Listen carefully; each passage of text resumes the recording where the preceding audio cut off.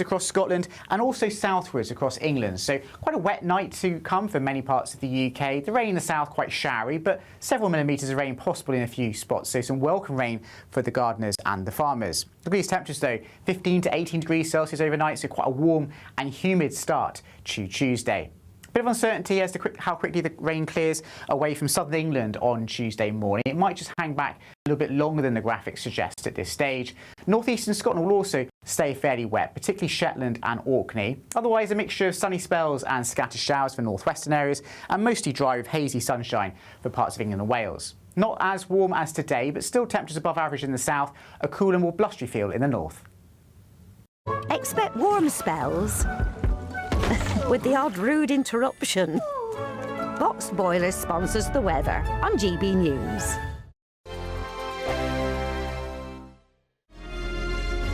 Thank you, Britain, for making GB News Radio such a huge success. Whether you're in the car, on the go, or listening at home, thank you for choosing us as your radio station. Good morning. This is the latest AI travel news from GBNews.com. The M6 is closed between junctions 15 and 16 in Stoke-on-Trent after a collision. The M4 westbound is affected by a collision at junction 6 in Slough. In Scotland, the M8 eastbound has queuing and 2 lanes restricted between junctions 19 and 18 at Charing Cross. Across Wales, the M4 eastbound from J24 Coldra to J23A Mega is congested. And on the trains, Greater Anglia has major disruption between Shenfield and Southend Victoria, with disruption between Witham and Chelmsford, while East Midlands Railway has a temporary reduced timetable on services. For more travel news, go to gbnews.com. Britain is not just a geographical expression. We are a people bound together by history and culture that are distinctively British. Join me to celebrate our music, theatre, artworks and literature, which we can explore and enjoy together. Everybody's welcome. Sunday with Michael Portillo. Every Sunday at 11 a.m. on GB News, the People's Channel, Britain's news channel. Join me, Nana Akweer, for an informative, interactive news programme with a difference. It's fun.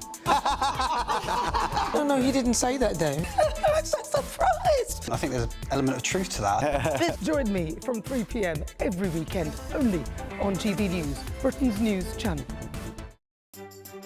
Some people enjoy lazy Sunday mornings, but not me. What's the truth of the matter? So that's a very live question. Would you support him if he waters down these plans? Before the spin sets in, I'll be getting to the truth. This is personal. No soft questions, no easy answers. It's one thing if the state has rules in this country. It's another thing whether the police and others actually police them. Setting the agenda and holding those in power to account. You can't really blame her if the system is set up this way. You will not want to miss it, trust me.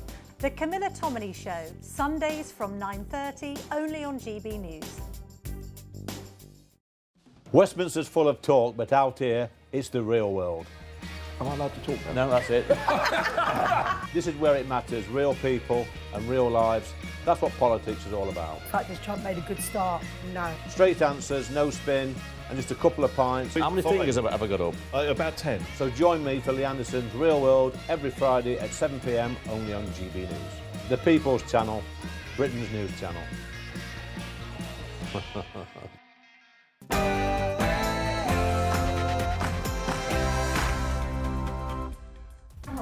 Good morning, it's 9:30 on Monday the 17th of August. We are live across the United Kingdom. This is Britain's Newsroom with Andrew Pearce and Miriam Cates.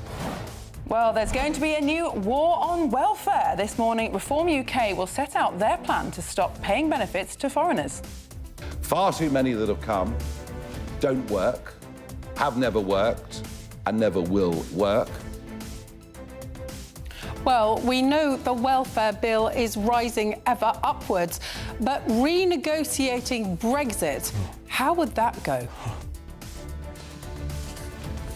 And water rip-off. Yes, those water companies could charge you even more during droughts, and get ready for a whole raft of tougher restrictions, including on car washes. And Burnham's gas gamble. Labour insiders say the Prime Minister may give the green light to using the Jackdaw gas field in the North Sea to fight off winter energy fears. And poor Andy Burnham. It's been revealed the Prime Minister exchanged messages with somebody he thought was Donald Trump's Chief of Staff, Susie Wiles. They spoke on the phone. And a village hall takeover? Well, not anymore, because plans to move migrants into a small Welsh village have been paused. 13 out of these 15 homes here behind me in Granant in North Wales were designated for asylum seekers, although over the weekend the Home Office has said they have now paused those plans and that they are listening to local residents. We'll have more throughout the day. Panettiere, known for her roles in Nashville and Heroes, has died at the age of 36. And history is being made in Birmingham. The sprinter Amy Hunt becomes the first athlete ever to win 4 golds at a single European Championships. It's so beyond the bounds of my dreams. I'm just so kind of euphoric right now. And I just can't believe it's happened.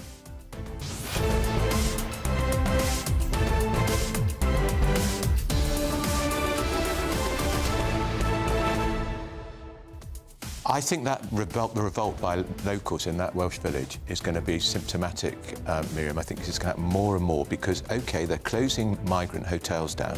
Where are they moving them to? They don't tell us, and then suddenly you discover a whole new build development which people think will go to people who've been on a council house waiting list for years and years. They discover 13 of them are going to migrants. The locals have put their foot down. It's been paused. I think this is going to happen everywhere. I agree, because the government are thinking this is a national problem. They're seeing the total number of asylum seekers that they got to house, but it's actually a local problem because every time they try and move people around, local people are going to object, whether it's a hotel, HMOs, military bases, new houses like this. People don't want it. And we know what Andy Burnham told this station, GB News. He said middle-class areas have to absorb more migrant numbers. No, Prime Minister, we don't want any illegal migrants here at all. We want you to deport them. Yeah, exactly. But it makes you wonder, what is the government going to do? Because they've got all these migrants in the system. There's about 97,000 asylum seekers in the system. How are they going to house them? What are they going to do? Because you and I can stand here and say they should be deported, but we know that's not going to happen under this government. So what are they going to do? Well, they say they're going to speed up processing the asylum applications. But then they don't send them back, so they've processed, but still here. And all the time that migrants know they won't be sent back, they're going to keep coming across the channel in those small boats or in the back of lorries and ending up in small villages in Wales, queuing, causing a major revolt by the residents. Tell us what you think, of course. Send your views, post your comments by visiting gbnews.com/your say. But first, here's your 60-second news update with Sophia Wenster.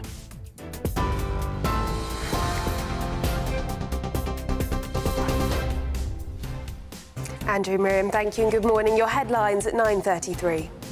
Reform UK have unveiled plans to strip foreign nationals of their right to claim almost all benefits in Britain if the party came to power. The move is part of what the party claims is the biggest welfare shake-up in a generation by scrapping key benefits to save £50 billion a year. The government is facing calls to publish the criteria for issuing emergency alerts following criticism that the national wildfire warning was unnecessary. Head of the Cabinet Office, Louise Hay, is understood to have signed off on the alert, which warned that barbecues and fireworks could start wildfires. US President Donald Trump's Middle East envoy and son-in-law Jared Kushner has arrived in Israel, where he's expected to meet Israeli Prime Minister Benjamin Netanyahu. It comes after Mr. Kushner held rare talks with Hamas officials in Cairo in a bid to push forward with the US president's peace plan. Hollywood actress Hayden Panettiere, best known for her roles in Heroes and Nashville, has died at the age of 36. A representative for the actress confirmed the death, saying she was an incredible light and a force of nature who brought immeasurable love and joy to all those who knew her. Those are the headlines for now. More news at the top of the hour. Tune in to GB News Radio wherever you are. Online, on DAB Digital Radio, on TuneIn, on Radio Player, on Nation Player and on your smart speaker. Just say, play GB News.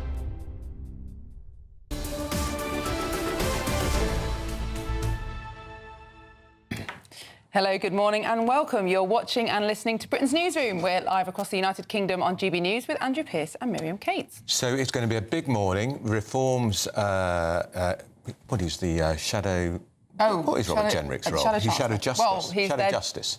No, he's their Treasury spokesperson. He's their Treasury spokesperson. So the Shadow Chancellor, except not officially. Yeah, but he's making a major speech today where he says, he will say that foreign nationals will be banned from claiming just about every type of benefit as part of their plans to cut the welfare bill, which is, I think, now up to 330 billion, by 50 billion. Still means the welfare bill's too high.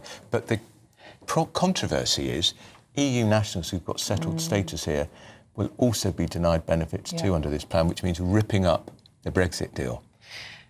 Oh, my heart sings just at the the very thought thought. of going back to that withdrawal agreement fills my heart with fear. Yeah, me too. But the fact is, Miriam, the Brexit deal that was done, we've not got the Brexit we voted for.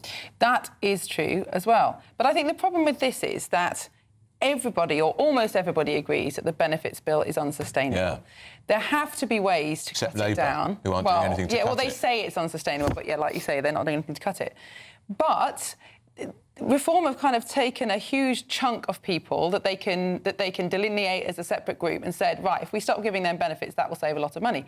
It would, but it's going to cause a lot of other problems. But actually, why isn't the answer to just go back 10 or 20 years to when you couldn't claim benefits for minor mental health problems? Yeah. When you couldn't be signed on PIP for the rest of your life without any reassessment. You know, it was working fairly well until about 10 years ago, and especially until COVID. So why not just roll back those changes rather than trying these quite drastic and controversial and frankly unworkable, as if we're going to renegotiate that with the EU? Squeals of protest will come from all the disability charities and the human rights charities and all the rest of it. Yeah, it's going to be it's a contentious issue. Catherine Forster, our chief political correspondent, will be there for the Jenrick speech. This is a big moment. Yes, another week, another radical headline-grabbing proposal from Reform. I think the questions, as usual, will be about how workable it is. So we heard at the weekend Reform wants to scrap personal independence payments for all but the very most severely in need.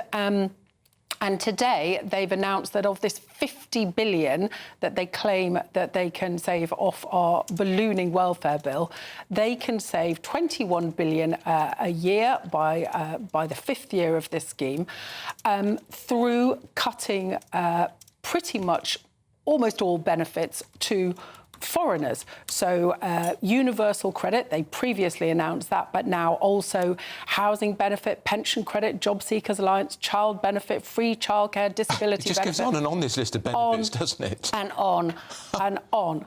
And so they are saying that between April 22 and February 26, the UK spent £55 billion paying benefits to foreigners.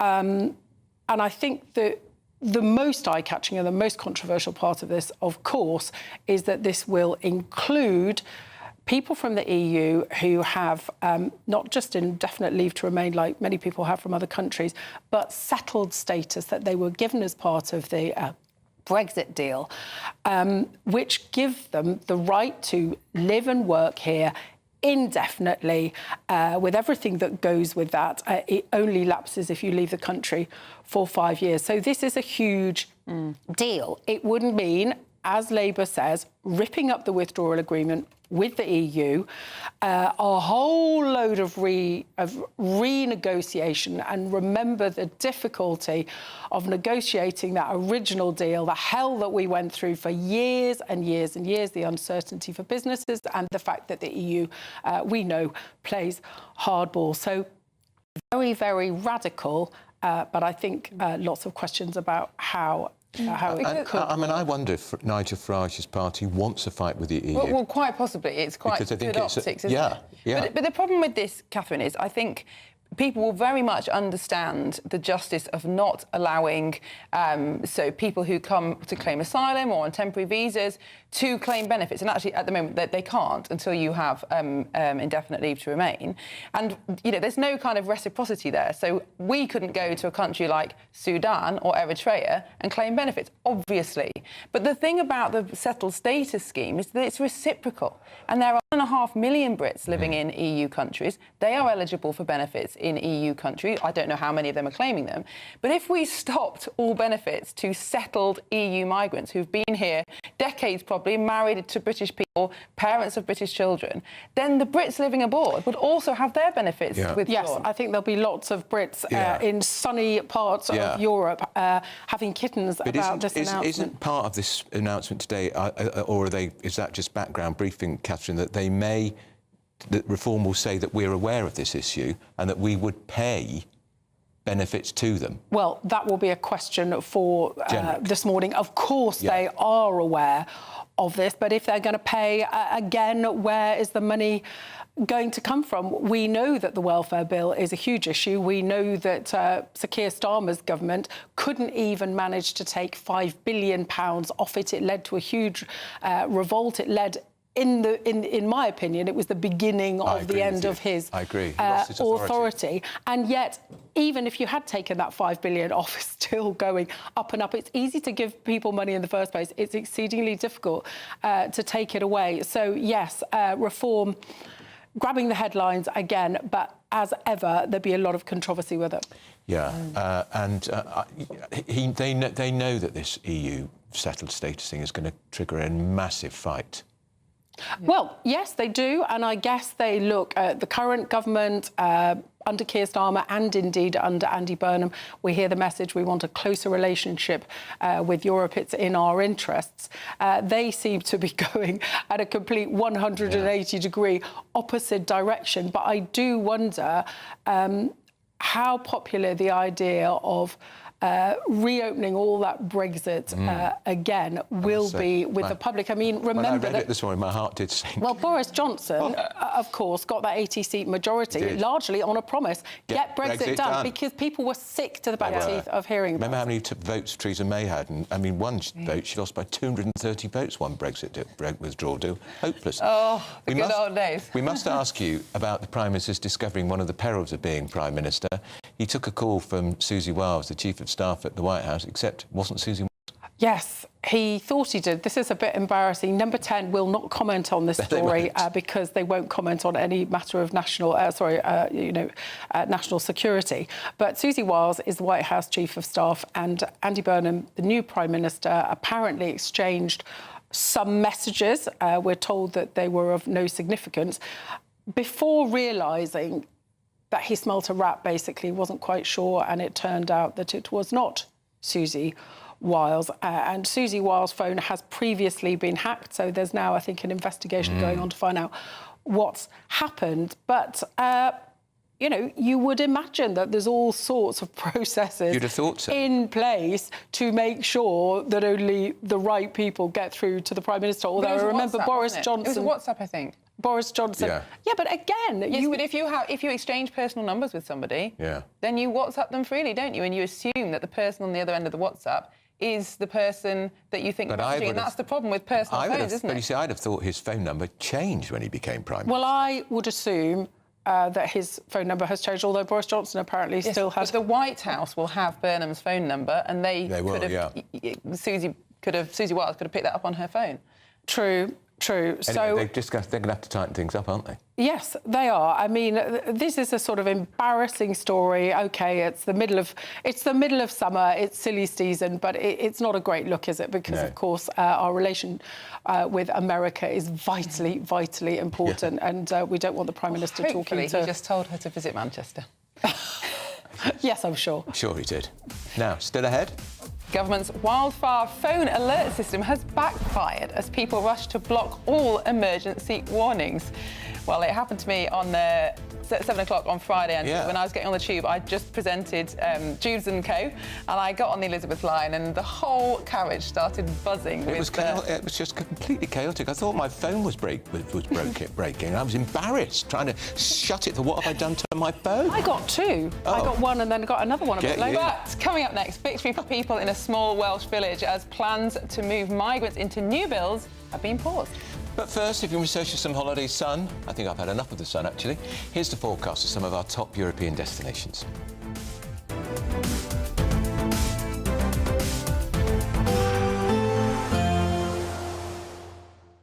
Can't wait to get in that sea. Lovely and warm. Just like the feeling of having great travel insurance. All Clear Travel Insurance sponsors GB News travel destinations forecast. Hello there. Apart from the odd isolated thunderstorm, most of the Mediterranean will see plenty of dry, hot and sunny weather over the next few days. A bit of a breeze though for Madeira, perhaps bringing the odd shower here on Tuesday. Otherwise, Spain and Portugal, cloudless skies, lots of sunshine here. Perhaps the odd afternoon and evening thunderstorm across the spine of Italy, parts of the Balkans and Greece and Turkey, but these mostly inland, coastal regions remaining generally dry, sunny and hot, and the outlook is for temperatures to remain in the low to mid-30s. All Clear Travel Insurance sponsors GB News travel destinations forecast. This is GB News, Britain's news channel. 4 heat waves, weeks without meaningful rain. As the UK heads towards one of its hottest summers on record, the pressure is showing here in Sussex, in the fruit growing across these fields. Well, the impact of the heat is already visible here. This local grower says that if these extreme temperatures continue, this year's harvest may well be smaller in size. I don't think there's been another period like this in the history. 3 years ago, we had a tremendous heat wave in the middle of harvest. We were unable to get the fruit to cool down quickly enough. The following year we had a very, very light crop, and the same again this year. GB News, the People's Channel. This is GB News, Britain's news channel. Britain's only all-female chess team, called She Plays to Win, has been promoted to the game's top division, only to be told they must recruit a male player to compete.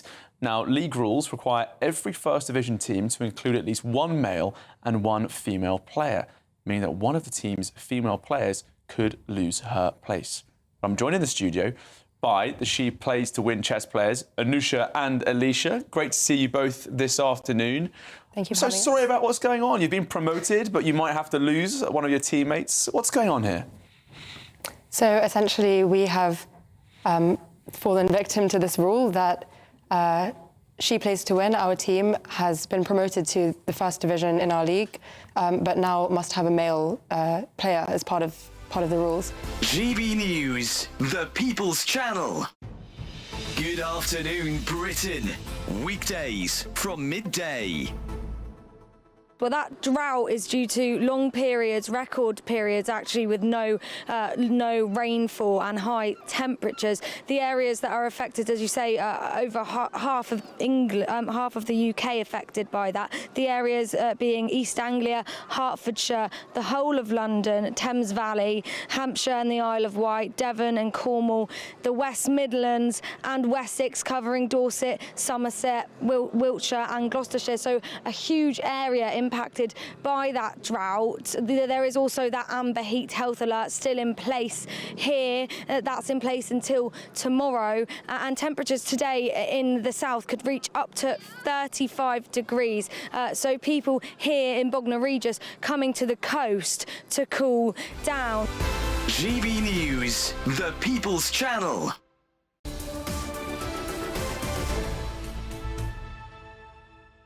It is nearly 11 minutes to 10.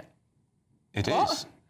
Oh, sorry. The director sings something very strange in my ear. Anyway, Well, the director's having the heat's gone to his head. We're trying to tell you about a tiny Welsh village. There was complete outrage when it was revealed the Home Office is planning to house asylum seekers in its old village hall. But now the government says it's listening to local concerns and has paused the plans. But will it be scrapped altogether? GB News national reporter Sophie Reaper joins us now from Gronant in Wales and can tell us more. Sophie. Well, good morning to you both. You're absolutely right. Over the weekend, the Home Office have said that they have now paused these plans, although whether or not it'll be scrapped altogether, we're yet to find out. Although what's really interesting is when we arrived this morning, you might be able to see over my shoulder here a 24/7 security system. There's several of them that have been dotted around this site, which would, if the plans were to go ahead, house 13 sets of asylum seekers here in this village, with a population of 1,600.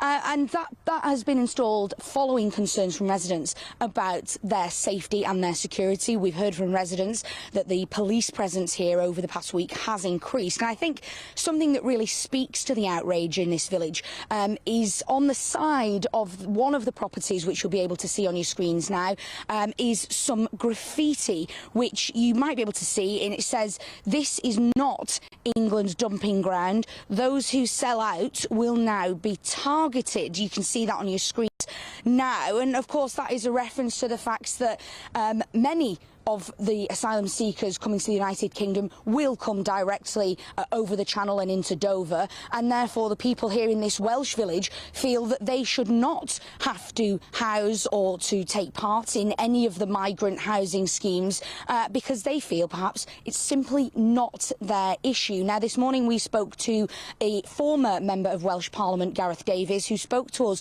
about the outrage in this Welsh village. Here's what he had to say.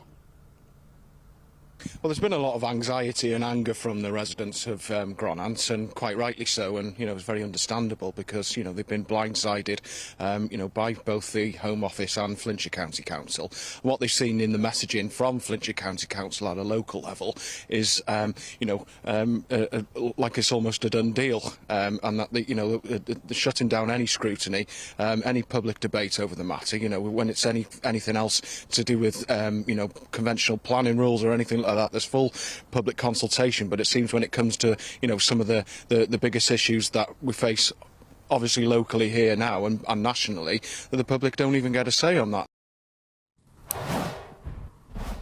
So clearly concern here in this village is quite high. And actually what's really interesting, I've just had this confirmed while you were hearing from Gareth Davies there, is that the other bit of graffiti that you may have seen on your screens when we showed that just a few moments ago is the name of a Welsh nationalist group. So that's really interesting, that graffiti referencing them. You can see that there in the top right hand corner. I won't try and pronounce it because I feel I won't do it justice, but you can see that there, and that is the name, as I say, of a Welsh nationalist group, just conveying there the real sense of anger and upset that they potentially, in this village, a community of just 1,600 people, in what was the village hall, a really rather beautiful building here behind me, has been converted into 15 homes, that 13 of those could well be designated to asylum seekers. It's definitely a controversial decision, of course, paused by the Home Office for now, but will it go ahead? Let's see. Well, thank you very much for that report, Sophie. And people power. Indeed. Been and very more successful. of it. Yeah. And more of it. Well, in response, a government spokesperson on behalf of the Home Office said, "We are working to fairly house asylum seekers across the country, working closely with local authorities and listening to local concerns to reduce the impact on communities. We are closing every asylum hotel and moving asylum seekers into basic accommodation, including ex-military sites." Well, I wouldn't say that was basic accommodation. I would say that they look like very nice new build houses that were going to asylum seekers who shouldn't be here. They're illegal and illegal migrants, and they've got and then don't earn any money. That's right. So they're getting free accommodation that should go to people who are on the housing list. And the problem is we don't have enough houses in this country No. anyway. We don't have enough social houses. No. The government wants to close the hotels because they're really expensive, but now they're coming up against rightful local objection. Well, coming up... Just deport them. That's the answer. Well, we've got a 6th heat wave coming up. Oh, no. But first of all, as if you need it, here's your weather.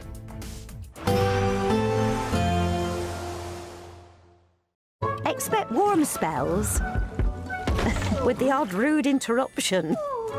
Box Boilers sponsors the weather on GB News.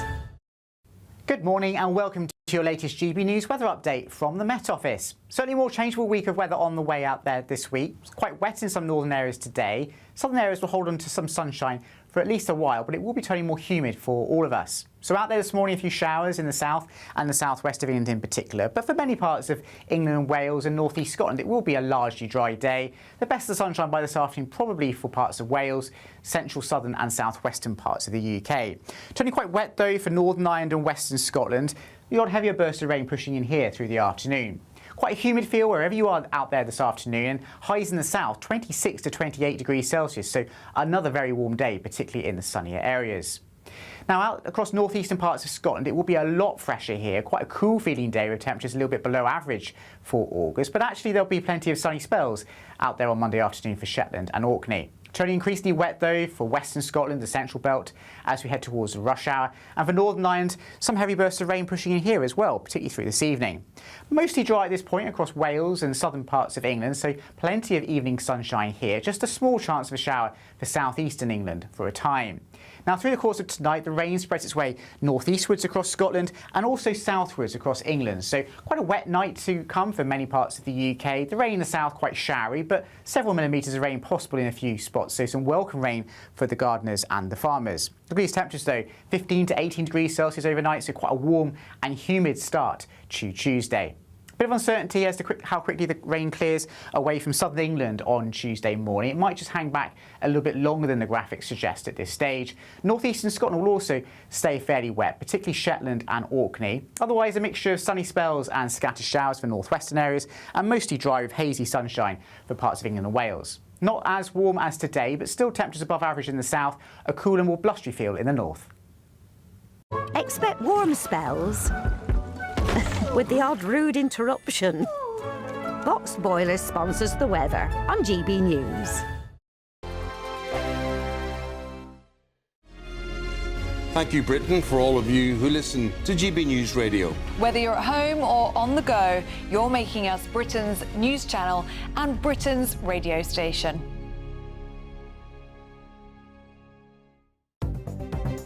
Good morning, this is the latest AI travel news from GBnews.com. The M4 westbound is affected by a collision between junctions 4 and 4B near Langley, with lanes closed.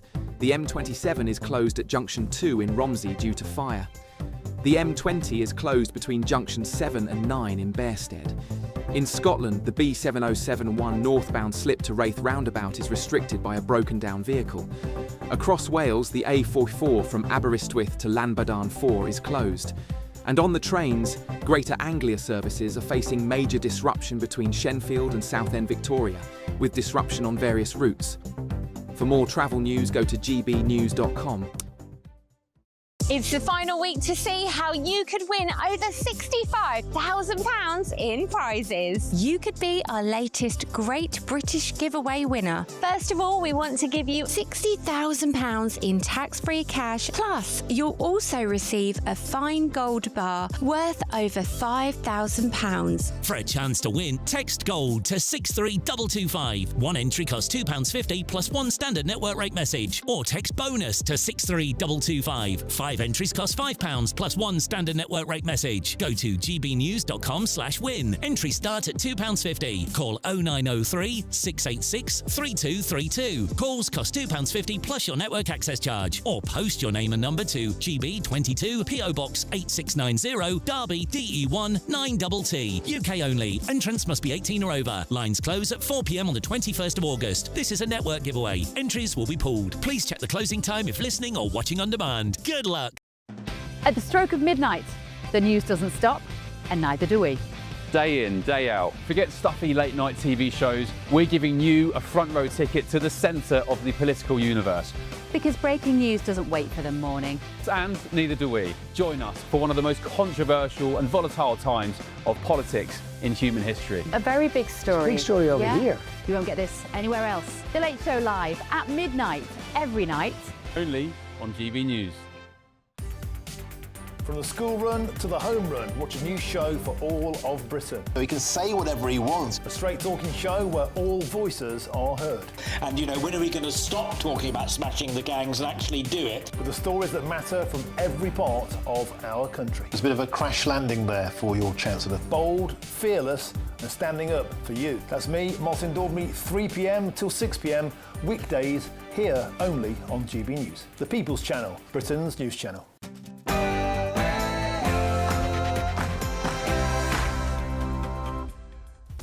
Good morning, it's 10 o'clock on Monday the 17th of August. We're live across the United Kingdom. This is Britain's Newsroom with Andrew Pearce and Miriam Cates. Well, this will cheer you up. War on welfare. Where have we heard this before? But this morning, Reform UK will set out its plan to stop paying benefits to virtually all foreigners. Far too many that have come don't work, have never worked, and never will work. And a water rip-off. Water companies could charge more for water during droughts. And get ready for a whole raft of tougher restrictions. And Burnham's gas gamble. Labour insiders say the Prime Minister may give the green light to using the Jackdaw gas field in the North Sea to fight off winter energy fears, but may turn down plans for another gas field. And has Andy Burnham been duped? Well, it's been revealed that the Prime Minister exchanged WhatsApp messages with someone impersonating Donald Trump's Chief of Staff, Susie Wiles. Will it all take over? Well, not anymore. Plans to move migrants into a small Welsh village have been paused after protests by the locals. And Britain is set for a 6th heat wave in September, but this week we're set for plenty of rain. Good. Hallelujah. Good. And breaking news, some very sad news. The Hollywood actress Hayden Panettiere, known for her roles in Nashville and Heroes, has died. She was only 36. And history in Birmingham. The sprinter Amy Hunt becomes the first athlete ever to win 4 golds at a single European Championships. It's so beyond the bounds of my dreams. I'm just so kind of euphoric right now. And I just can't believe it's happened. Carry on camping, they say. Find out why more and more Brits are choosing to go camping for their summer holidays. Yes, lots more people choosing to staycation and go camping in the UK. However, a survey has revealed the divided attitudes towards this as a getaway. I'll be chatting to some happy campers here in the West Witterings to find out what they love so much about holidays like this.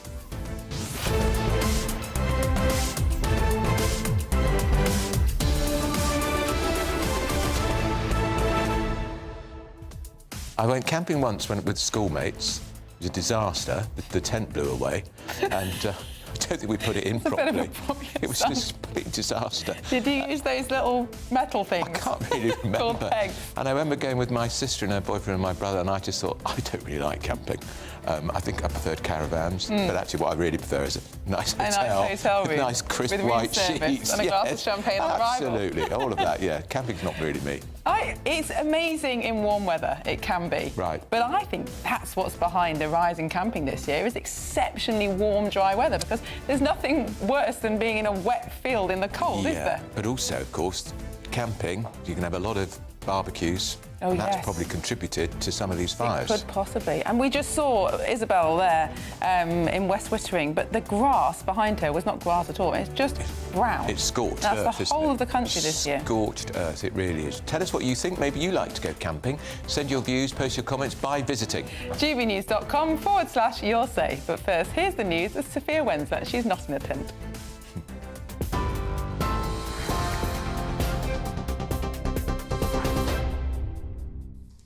Miriam, Andrew, thank you and good morning. It's just gone 10 o'clock. These are your headlines.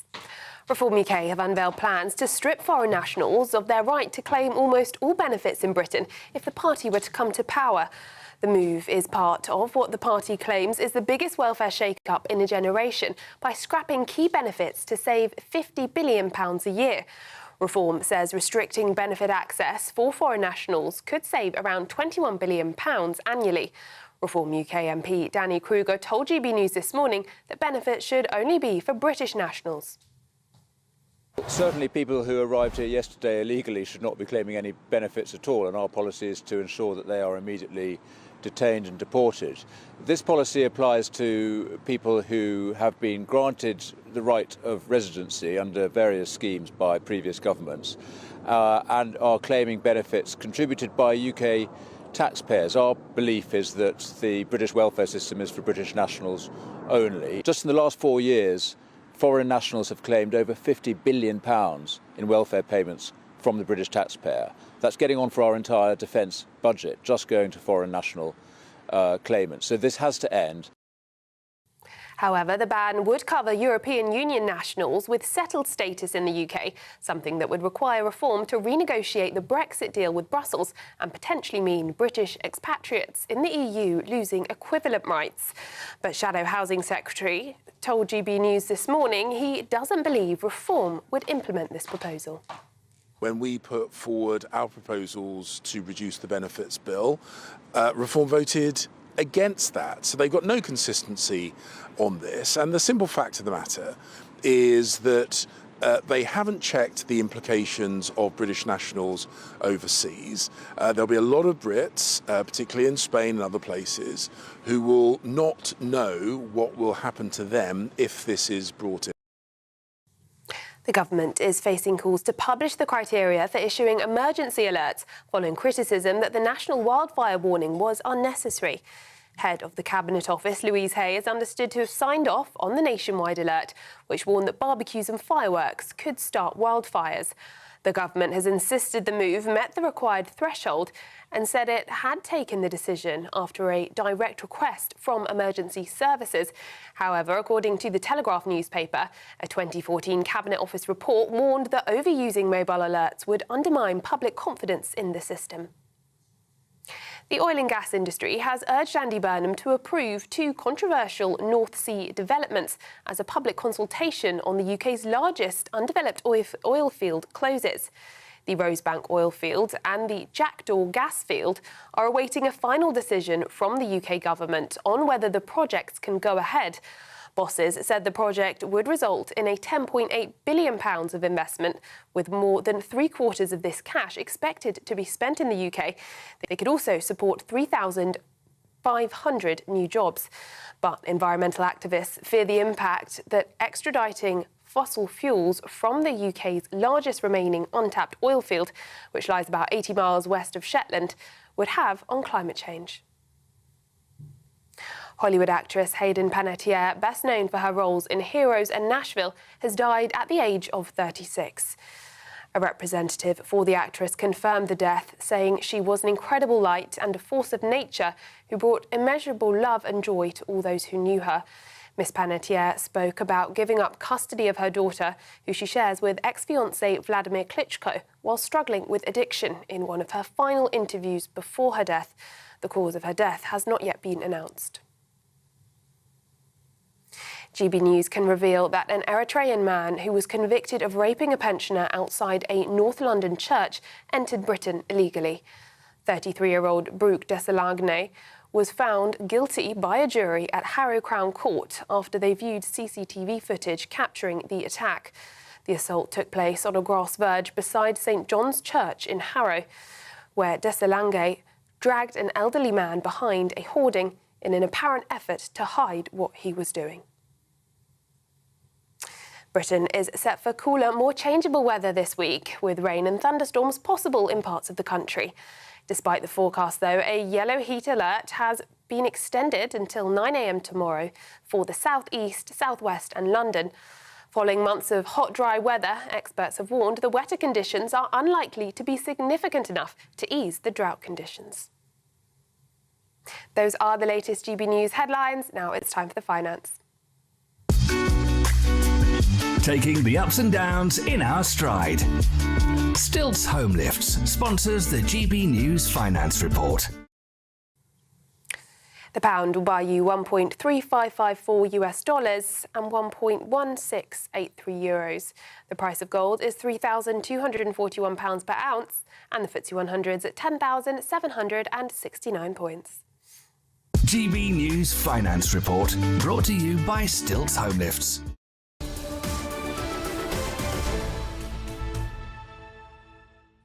Hello, good morning and welcome. You're watching and listening to Britain's Newsroom. We're live across the United Kingdom on GB News with Andrew Pearce and Miriam Cates. The oil and gas industry is urging Andy Burnham, not just the oil and gas industry, a lot of people in Scotland, to approve two North Sea developments as a public consultation on the UK's largest undeveloped oil field closes tonight at midnight. Well, the Rosebank oil field and the Jackdaw gas field are awaiting a final decision from the UK government on whether or not the projects can go ahead. So will Andy Burnham drill, baby, drill? Let's ask Graham Downey, who's the Labour MP for Dunfermline and Dollar. Mr Downey, good morning to you. You're a Scottish MP. These developments would be quite important, I would think, for the Scottish economy. Certainly the Rosebank, there's talk it could create 1,600 jobs in construction and also perhaps give us some energy security. What say you? I think, to be honest, Andrew, the oil and gas industry and the offshore energy industry is actually vital for the whole of the UK. The jobs aren't centred just around Aberdeen, neither are they centred in Scotland. I've got some in my constituency, but Recently, I was in Aberdeen and heard from the local Chamber of Commerce there that actually these jobs are spread across the UK, and that's the supply chain that we need to support. We need to make sure we're tackling climate change and that we're reducing our reliance on fossil fuels. But the way to do that is by reducing demand and not by just by reducing the jobs that we have across the UK. But Mr Downey, many members of your party, many of your parliamentary colleagues completely disagree with that. They are convinced that we should not be drilling any more oil and gas, and they object to this. Why do you think that is? I think this is where there's a, I think I do agree with my colleagues when we talk about the need to tackle climate change and reduce our reliance on fossil fuels. Yes, but you've just said, and the Prime Minister agrees, sorry to interrupt, but you've just said, and the Prime Minister agrees, that we are not going to stop using oil and gas immediately. We do need some, at least in the short term, and it's better to use our own. Why can't other MPs see that very logical conclusion? I think they do, to be honest, Miriam. I think this is where we need to make sure that we've got the right information out there. It's the UK Climate Change Committee, and there's a policy consensus, as you said, that we're going to require oil and gas till at least 2050. The gas network is, in particular, something that the UK relies on heavily, both for households and for businesses as well. So we need to make sure that what we're doing is we're reducing demand for fossil fuels, for oil and for gas. That's something this government is doing a fantastic job of by increasing renewables. I want to see more of that. I want to see more nuclear plants coming online as well in the UK and indeed in Scotland. Sadly, that's been blocked by the SNP. That is costing thousands of jobs across Scotland. If we want energy security and we want to reduce our reliance on carbon and tackle climate change, what we need is a little bit of absolutely everything. We're going to need oil and gas. I would rather we used our own for as long as we needed it, and I hope that timescale comes in and we need it for a lot less. But in the meantime, we've got to focus on the jobs, the supply chain, the skills that we have in offshore energy. That is how we maintain UK leadership in those low carbon technologies for the future. And that's how we make sure we support those jobs and communities, the innovation, the incredible industries that we have, and how we actually deliver the low carbon energy future that I think we all want to see. Well, Mr Downey, I agree with everything you say, but I just don't think you would have convinced the Climate Change Secretary until the reshuffle. One, Ed Miliband, who is now the Foreign Secretary, of course, a very key member of the Cabinet. We know he's, I could label him, you would disagree, I'm sure, a net zero fanatic. Opposed to any drilling.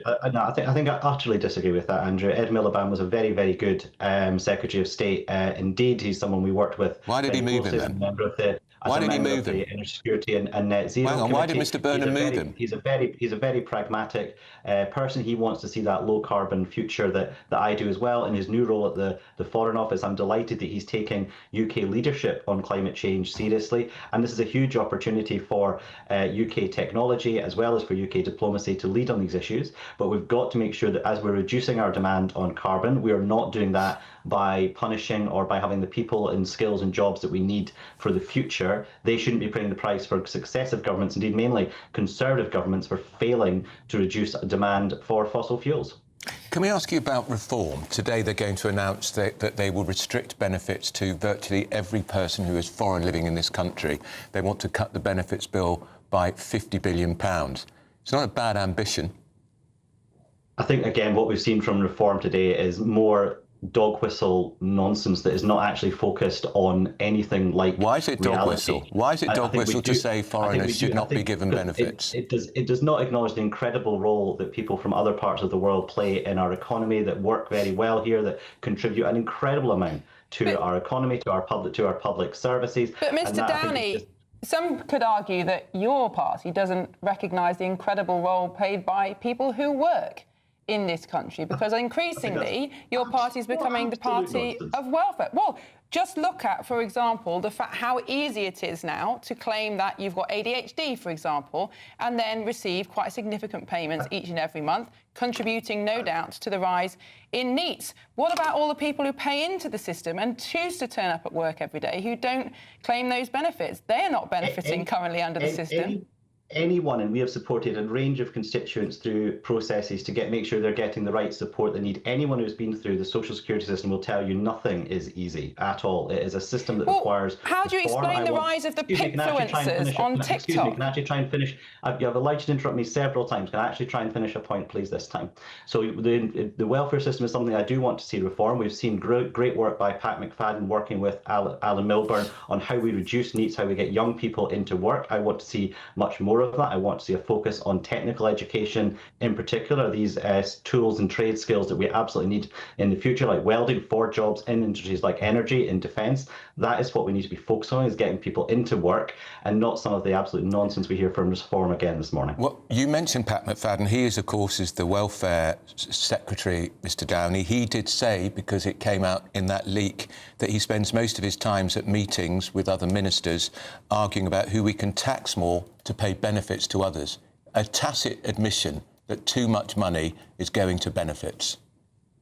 I think the welfare bill and the DWP budget is something we need to look at absolutely in the round. I don't think there's any disagreement on that we need to look at how we're working welfare. We need to make sure that spending is getting to the right people, the people who need it most. I want to see that used to get people into work contributing. I think most people do want to work. They want to contribute, particularly younger people, I think, who've had so many opportunities taken away from them that previous generations had. I would like to see more funding into them to support them into work, support them once they're in work so that they're contributing to the economy in the way that they want to. So they're driving forward the kind of contribution, innovation, creativity and development that they want to contribute to their local communities. Young people are a massively untapped resource that we dismiss, frankly, at our peril. That is the future of this country, and these are the people who are going to pay, frankly, for people like myself and yourself, Andrew, and Miriam. They're going to pay for the country in the future as well, and if we're not supporting them, we're not building a future sustainable UK system at all. All right, that's Graham Downey. He is the Labour MP for Dunfermline and Dollar. Thank you so much for joining us, Mr Downey. Thank you, Andrew. Thank you, Miriam. Thank you. Now, it's time for the Great British Giveaway. You've got just 2 weeks left to get your chance to win £60,000 in cash and a gold bar in our summer celebration. Here's how you do it.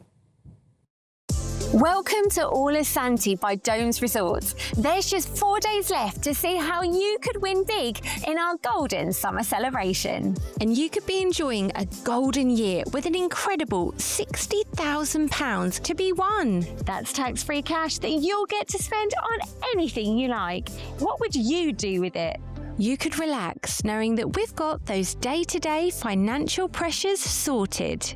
Or find yourself celebrating in the lap of five-star luxury, somewhere like here, the Spritzeria. Plus, we'll give you a fine gold bullion bar worth over £5,000 that you can keep or gift to a loved one. Make sure you don't miss out as lines close on Friday.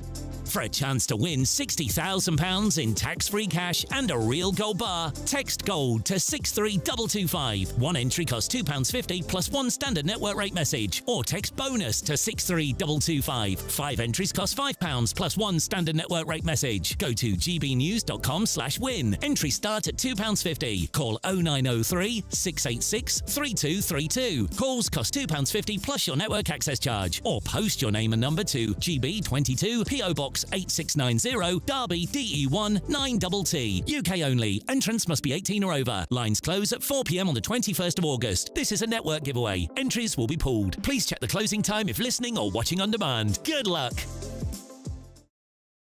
Well, yes, good luck with that. Now, Andrew, sometimes you don't always hear everything that the gallery says. No, I just ignored it. Well, I did wonder that. But you must have heard this on Friday. I couldn't believe it. I actually thought there was a major problem with my telephone, and I was panicking, trying to stop it. All our GB News viewers are now panicking for the same reason. Because it was the heatwave alert out of the blue, 7 o'clock. People who were driving their cars. Yes. Apparently, some people were swerving. They thought there was some major fault with the car, not realising it was their phones. And other people or other people trying to look at their phones, which you shouldn't do when you're driving. No. I was on a tube carriage, so everybody's went off at a similar time. Yeah. And other people who did know that it was one of these security alerts assumed that there was some imminent disaster. So a missile was on its way, or a drone, something like that. And of course it wasn't. Or a fire in the underground. Yeah, well, exactly. Evacuate, something like that. It did cause panic because when we've had these stupid alerts before, I mean, they've been around for 10 years, haven't they?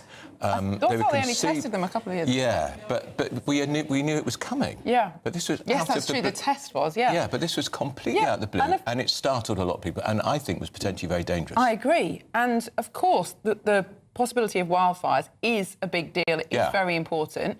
And by any means, flood the news, flood social media with instructions to people, with caution. But these alerts are supposed to be used when there's immediate risk to life and you have to take action, like take shelter or evacuate, not for kind of health and safety advice. It was just ridiculous. I wonder what you think if you were watching and listening. How did you react? Did you realise what it was? It took me quite a while to work it out. Yeah, absolutely. And then, of course, lots of people now have turned off the system, which means if there is a real emergency, they will not be included on the alert. A blunder by the government, I'm afraid. Now, up next, get this. Water companies, we don't like them very much anyway, do we? Because they lose 20% of our water every day through leaks. Could soon be charging you even more for water during droughts. And there could be a whole raft of tough restrictions. So if you use a car wash, get there a bit quick, because you might not be using them for much longer. Indeed, we'll be going through that and more with our panel, Annunciata Rees-Mogg and Judita De Silva. You're watching Britain's Newsroom on GB News. Do you trust what you're being told? Good, because neither do I. Those are just facts. I'm Alex Armstrong, and on my show, we'll expose the spin. Well, I want to answer that, because you didn't let me last time, because you always speak over me. The broken promises. To deny that is denying the truth. And the hypocrisy. Needs to stop. You think we can allow? Politics, policy, parliament. Nothing is off limits. No sugarcoating, no fear of offence, just the truth laid bare. Tune in every Saturday and Sunday at 9 p.m. for Alex Armstrong Tonight, only on GB News, Britain's news channel. Britain is not just a geographical expression. We are a people bound together by history and culture that are distinctively British. Join me to celebrate our music, theatre, artworks and literature, which we can explore and enjoy together. Everybody's welcome. Sunday with Michael Portillo. Every Sunday at 11 a.m. on GB News, the People's Channel, Britain's news channel. 5 hosts, 5 opinions, 5 fearless debates, 5 unfiltered takes on the day's news, 5 reasons not to be anywhere else on Saturday night. This is the Saturday 5. You got me good there. Britain's biggest Saturday night TV show. It's not a bad brand. Yeah. Uncensored. Very, very racist tonight on the unpredictable. What did she say? Can you translate it for us? And always entertaining. And how can a country go from being led by William Wallace Saturday nights from 6 p.m. only on GB News, the People's Channel, Britain's news channel. You're going to want to stay tuned, trust me. Join me, Nana Akwe, for an informative, interactive news programme with a difference. It's fun. No, he didn't say that, Dave. I'm so surprised. I think there's an element of truth to that. Join me from 3 p.m. every weekend, only on GB News, Britain's news channel. At GB News, we love to hear from you, our loyal community. So drop us a line at gbnews.com/yoursay. There you can talk to each other and also to the presenters live on air. gbnews.com/yoursay, because GB News is your channel, Britain's news channel. You want to know what's really going on in the corridors of power? Labour don't know what to do with you half the time, and that makes you quite lethal in the chamber. Get behind the headlines with Chopper's Political Podcast. Join me, Christopher Hope, as I sit down with the great and the good of British politics. We'll see where this ruling takes us. These are the stories shaping our nation. Chopper's Political Podcast, available now on all platforms. Listen in and stay ahead.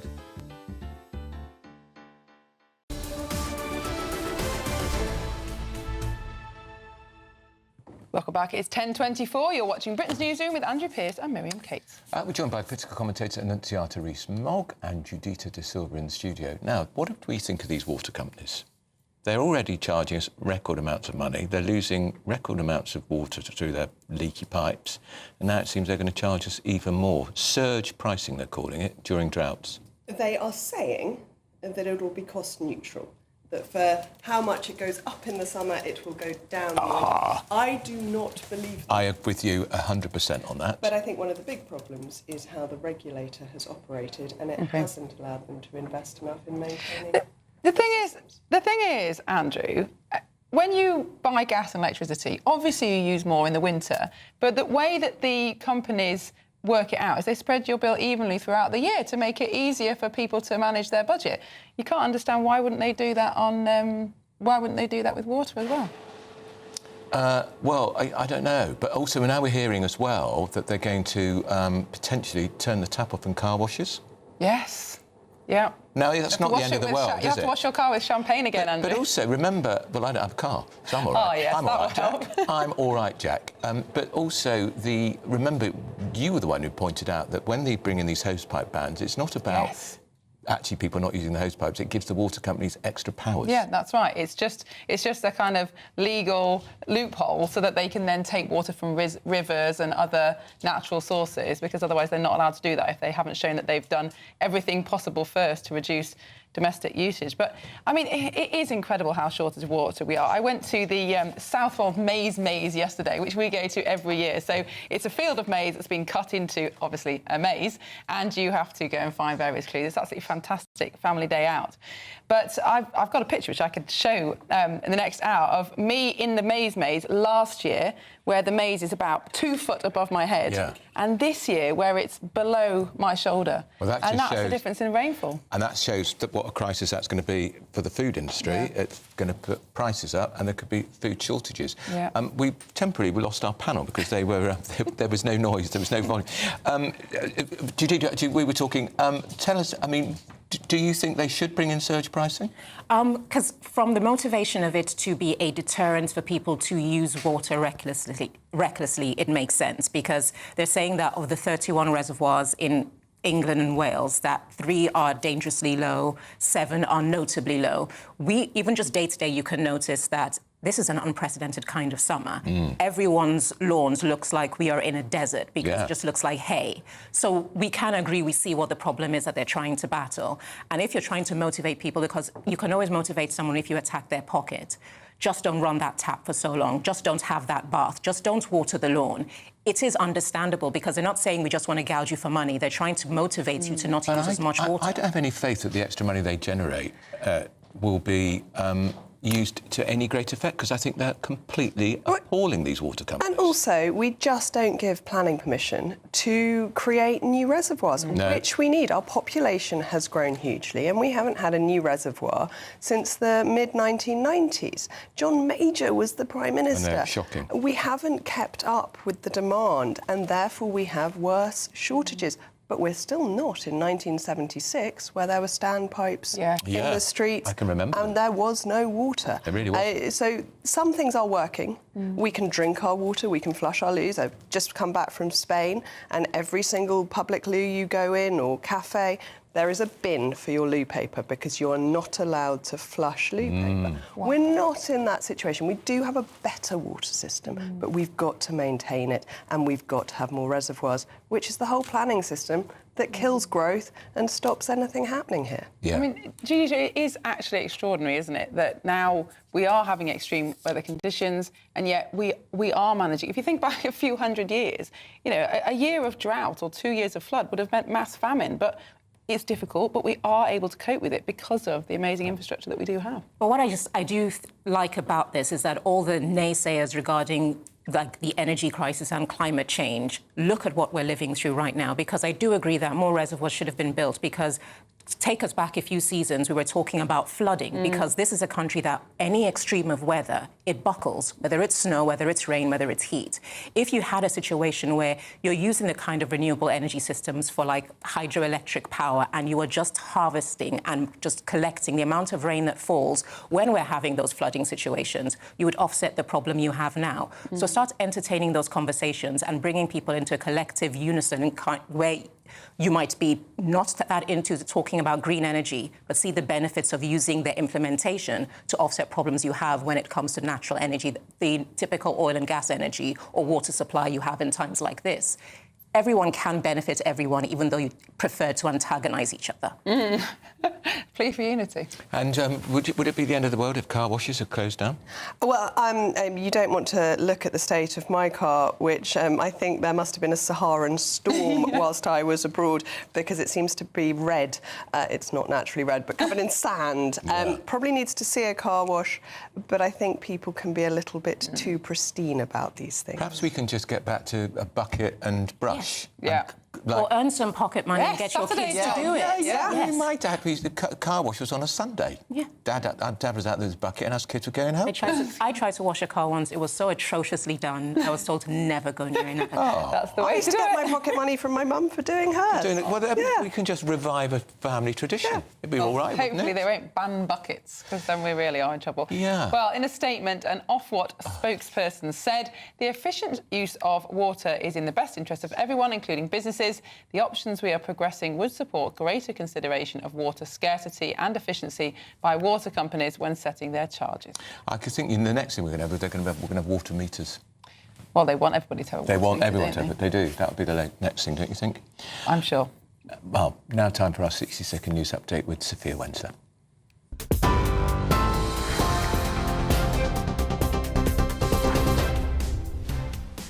Andrew, Miriam, thank you. Headlines at 10:31. Reform UK have unveiled plans to strip foreign nationals of their right to claim almost all benefits in Britain if the party were to come to power. The move is part of what the party claims is the biggest welfare shake-up in a generation by scrapping key benefits to save £50 billion a year. It has emerged that Andy Burnham exchanged messages with someone impersonating Donald Trump's chief of staff. The Prime Minister was in contact with an unknown individual pretending to be top White House aide Susie Wiles before concerns were raised about the incident. The government is facing calls to publish the criteria for issuing emergency alerts following criticism that the national wildfire warning was unnecessary. Head of the Cabinet Office, Louise Hay, is understood to have signed off on the nationwide alert, which warned that barbecues and fireworks could start wildfires. Hollywood actress Hayden Panettiere, best known for her roles in Heroes and Nashville, has died at the age of 36. A representative for the actress confirmed the death, saying she was incredible light and a force of nature who brought immeasurable love and joy to all who knew her. Those are your headlines for now. More news at the top of the hour. Tune in to GB News Radio wherever you are. Online, on DAB digital radio, on TuneIn, on Radio Player, on Nation Player and on your smart speaker. Just say, play GB News.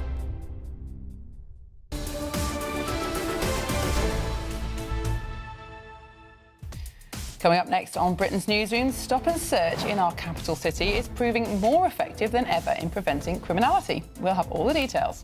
This is Britain's Newsroom on GB News.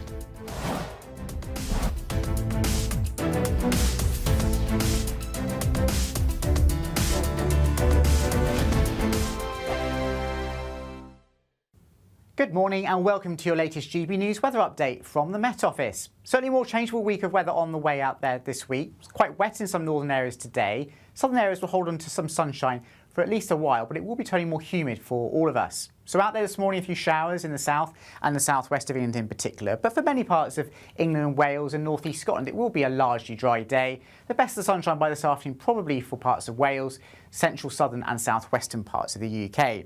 Turning quite wet though for Northern Ireland and western Scotland. The odd heavier burst of rain pushing in here through the afternoon. Quite a humid feel wherever you are out there this afternoon, and highs in the south 26 to 28 degrees Celsius, so another very warm day, particularly in the sunnier areas. Now out across northeastern parts of Scotland, it will be a lot fresher here, quite a cool feeling day with temperatures a little bit below average for August, but actually there'll be plenty of sunny spells out there on Monday afternoon for Shetland and Orkney. Turning increasingly wet though for western Scotland, the central belt, as we head towards the rush hour. And for Northern Ireland, some heavy bursts of rain pushing in here as well, particularly through this evening.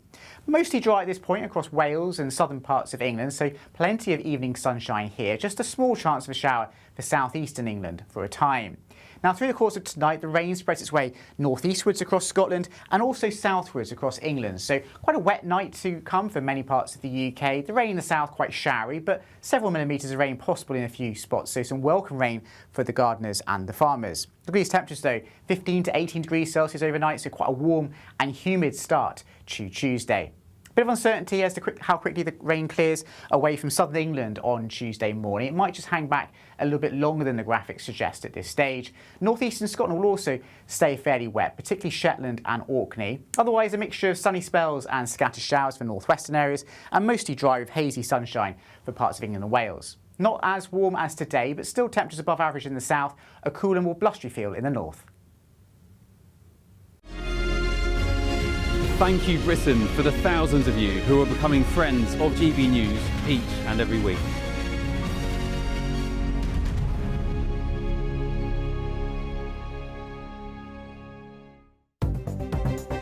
Good morning. This is the latest AI travel news from GBnews.com. The M27 westbound is closed between junctions 7 and 5 near Southampton Airport. The M4 westbound has lanes closed between junctions 4 and 4B in Langley after a collision. The M6 is closed between junctions 15 and 16 in Stoke-on-Trent after a collision. In Scotland, the A78 between A8 Ratho Street and Dunlop Street is closed in both directions. Across Wales, the A44 from Aberystwyth to Llanbadarn 4 is closed. And on the trains, Greater Anglia has major disruption between Shenfield and Southend Victoria, with East Midlands Railway running a temporary reduced timetable. For more travel news, go to gbnews.com.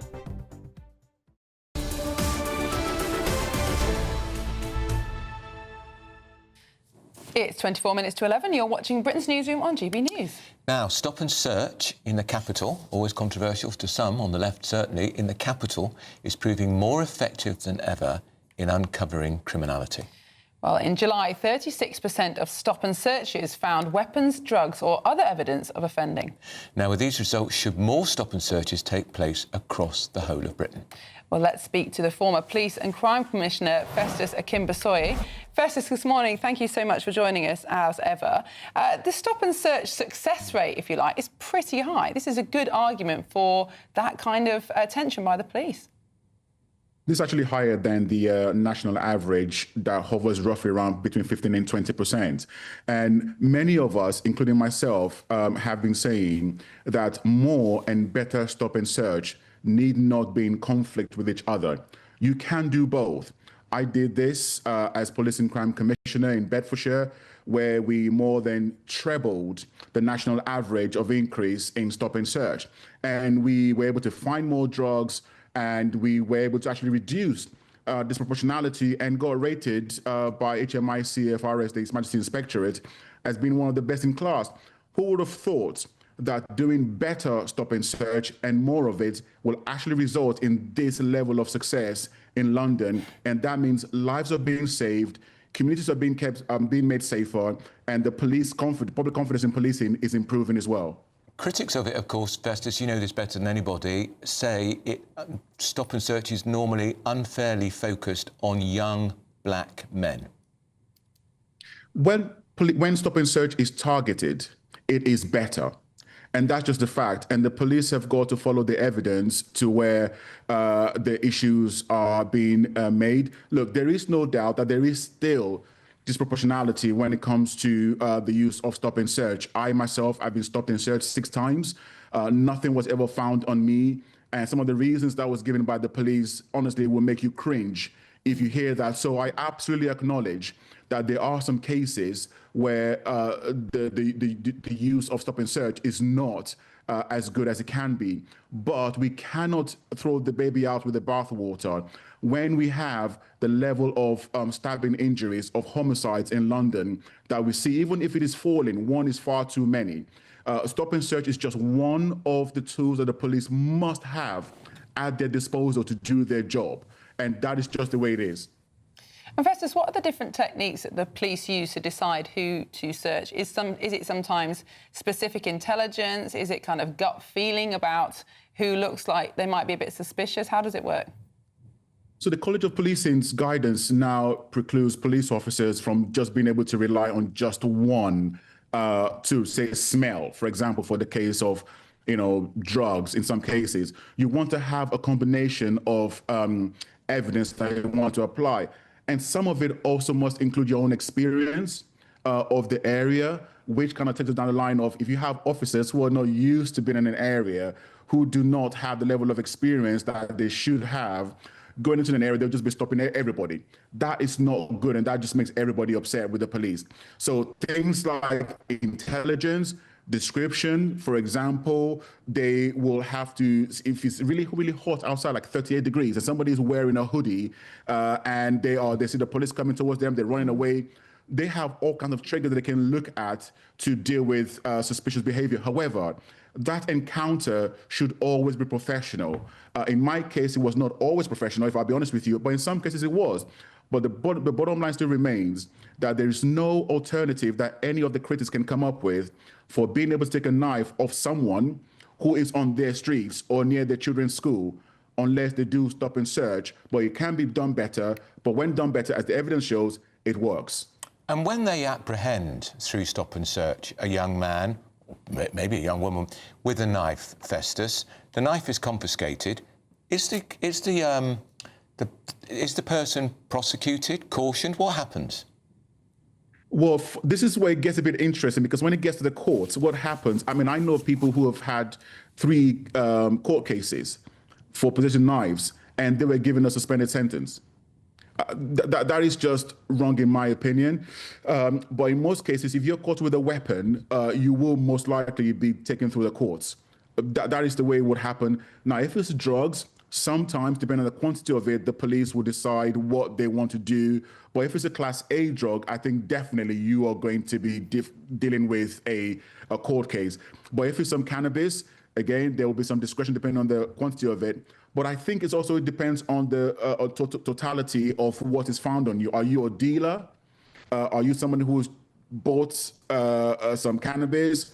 Or it depends on a range of evidence that can be gathered against you. Well, Festus Akimbosoye, thank you so much for joining us this morning. I think it's basically good news. Yeah, I agree. And remember when Theresa May was Home Secretary, she was very anti it. Yeah. Stop and search. She was a disaster. Well, that was peak woke, wasn't it? In the early 2010s. Conservative Home Secretary being opposed to extending stop and search. Shocking. She also got rid of 20,000 police jobs. Yeah, that didn't help, did it? Well, in response, the Met Police said stop and search remains a vital tool in helping officers remove weapons from our streets, apprehend dangerous offenders and ultimately save lives.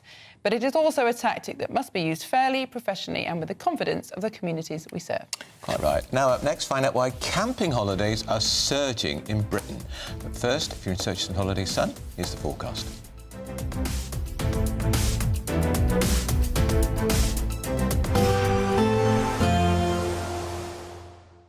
I forecast a perfect holiday in the sun. Weather looking good then? For sure, and no worries about our travel insurance. All Clear Travel Insurance sponsors GB News Travel Destinations forecast. Hello there. Apart from the odd isolated thunderstorm, most of the Mediterranean will see plenty of dry, hot and sunny weather over the next few days. A bit of a breeze though for Madeira, perhaps bringing the odd shower here on Tuesday. Otherwise, Spain and Portugal, cloudless skies, lots of sunshine here. Perhaps the odd afternoon and evening thunderstorm across the spine of Italy, parts of the Balkans and Greece and Turkey, but these mostly inland, coastal regions remaining generally dry, sunny and hot, and the outlook is for temperatures to remain in the low to mid-30s. All Clear Travel Insurance sponsors GB News Travel Destinations forecast. This is GB News, Britain's news channel. Morris, tell us exactly what is going to happen here this evening. So what we have this evening as part of the wider FLAD Coming to Belfast programme is essentially 2 hours of Northern Irish Unionist Ulster Scots culture, dance, tradition and music. So we'll have got about a cast of 200, and like you said, we're covering flute bands, traditional fife and drum with lambeg drums. We've got a piper in there as well, a couple of Highland dance groups. We've just seen one rehearse there, absolutely fantastic, and some drum music from County Armagh as well. So it's 2 hours to do an absolute broad brush off the entire culture, and whenever you're trying to piece a show like that together, 2 hours just isn't enough. Of course, you yourself spent a lot of time as a drum major outside this, didn't you? I mean, you served. Yes, I did. I spent 23 years in the Household Division. I originally joined the Irish Guards, transferred to the Scots Guards. GB News, the People's Channel. This is GB News, Britain's news channel. Former NBA player Royce White says he's declaring for next year's women's NBA draft, claiming he now identifies as a female for the purpose of playing professional basketball. There he is on your screens. He's 6'8", he's massive, he's built like a brick, you know what.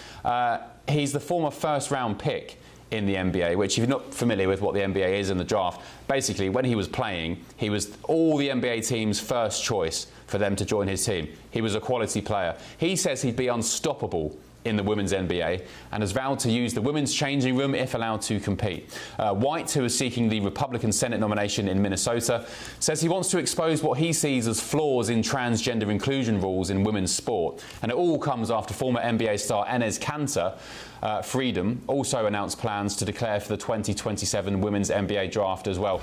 The People's Channel. This is GB News, Britain's news channel. Fury over royal funeral plan for shamed Andrew.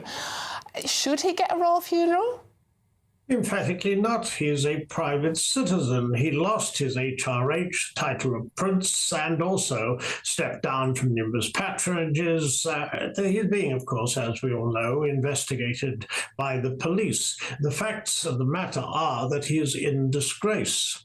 As a private citizen, he should most emphatically not get a royal ceremonial funeral. This is a matter for the Cabinet Office of the Royal Household. I can only presume that it's something that they haven't attended to, because there would be public outrage.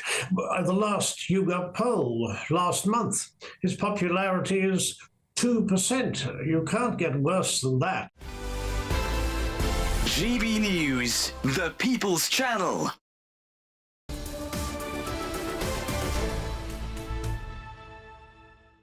It is 14 minutes to 11. You're watching Britain's Newsroom on GB News. Lots of you been getting in touch. What's exercising them today? Well, a lot's about the proposed water restrictions. I'm sure. One person says it'll be pay to pee next. Well, you know, yeah, exactly. That'd finish the pubs off, wouldn't it? I mean, you wouldn't be buying pints if you then have to go pay to the toilet. Also, some people suggesting desalination plants. Ian Bonham says this is an island surrounded by its very nature by water. Yeah. Why do we not have desalination plants to top us up in the heat? The problem is they are the most expensive way to produce drinking water by an absolute country mile, and you only do that if you don't have any natural water. I mean, you're talking £1 billion just to build a plant. But I was swimming in the sea in Brighton Hove on Saturday, and I was thinking, it is extraordinary. We're an island surrounded by water. It is ironic, and isn't we've got the biggest drought crisis since 1976. It's extraordinary. The issue is collection and storage. We do get enough rainfall. We do. But even in a drought year, we don't have enough reservoirs. There are too many leaks.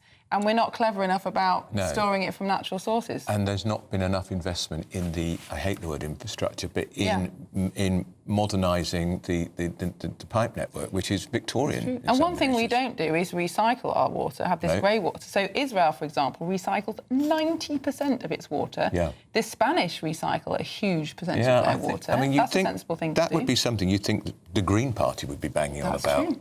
Be quite a good issue for them. If it's not Gaza, they're not interested. No, exactly. But I agree that would be a popular proposal because we use drinking water to flush our toilets, to clean our cars, to clean our vegetables. Yeah, to water our gardens. You could easily use grey water for that. Of course you could. And it would be much cheaper and save the drinking water. Do you know, I'm so conscious now. If I boil an egg, when the water when it's cooled off, straight in the garden.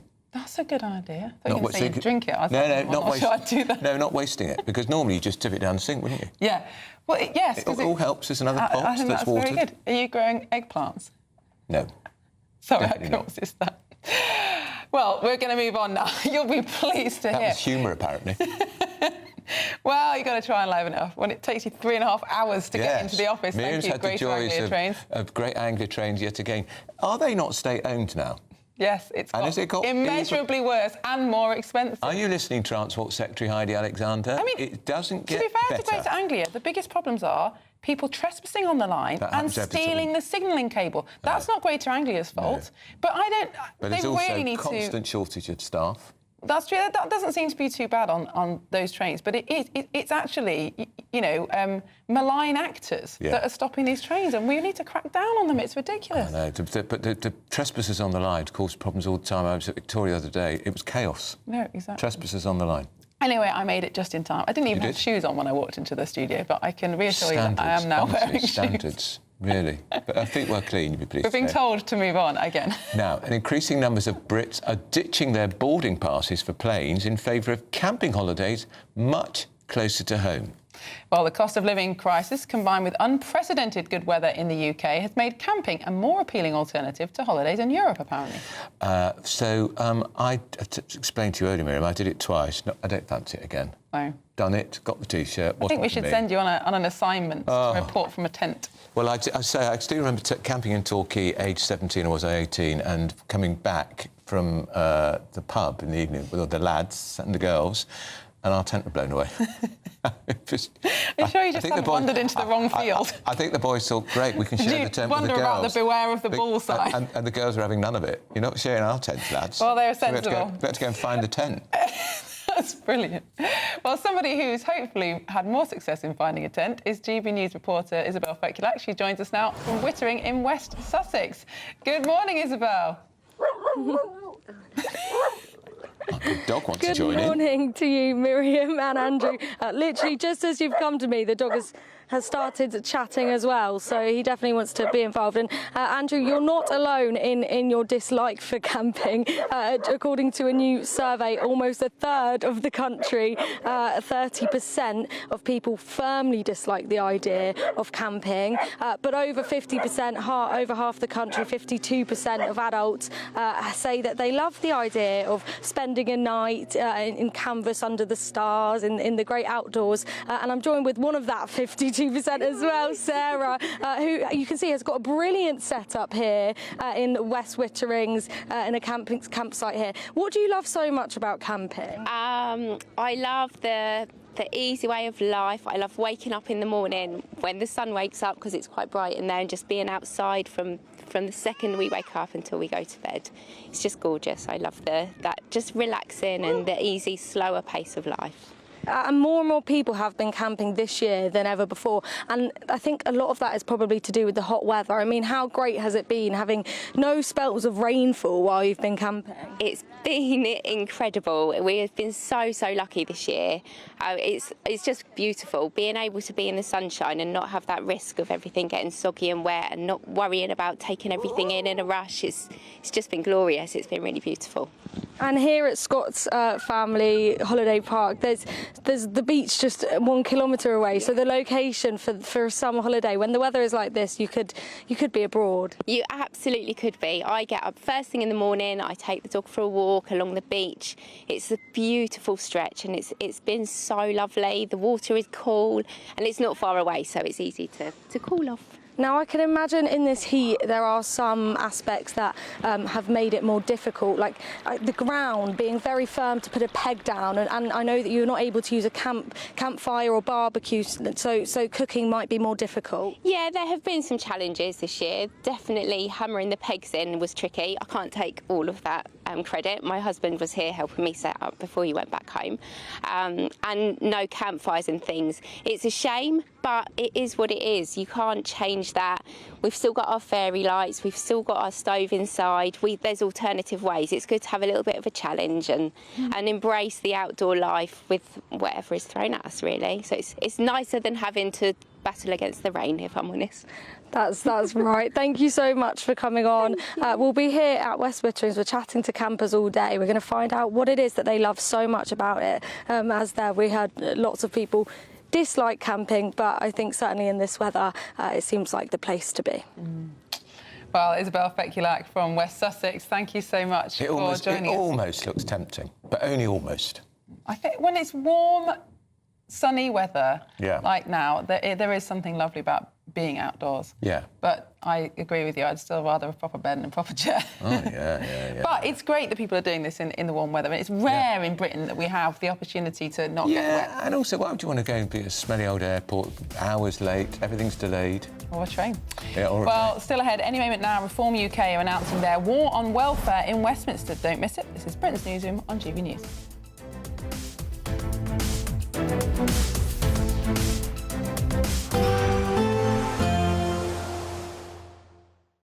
Today, clouds overhead, total zen within. Boxed Solar sponsors the weather on GB News.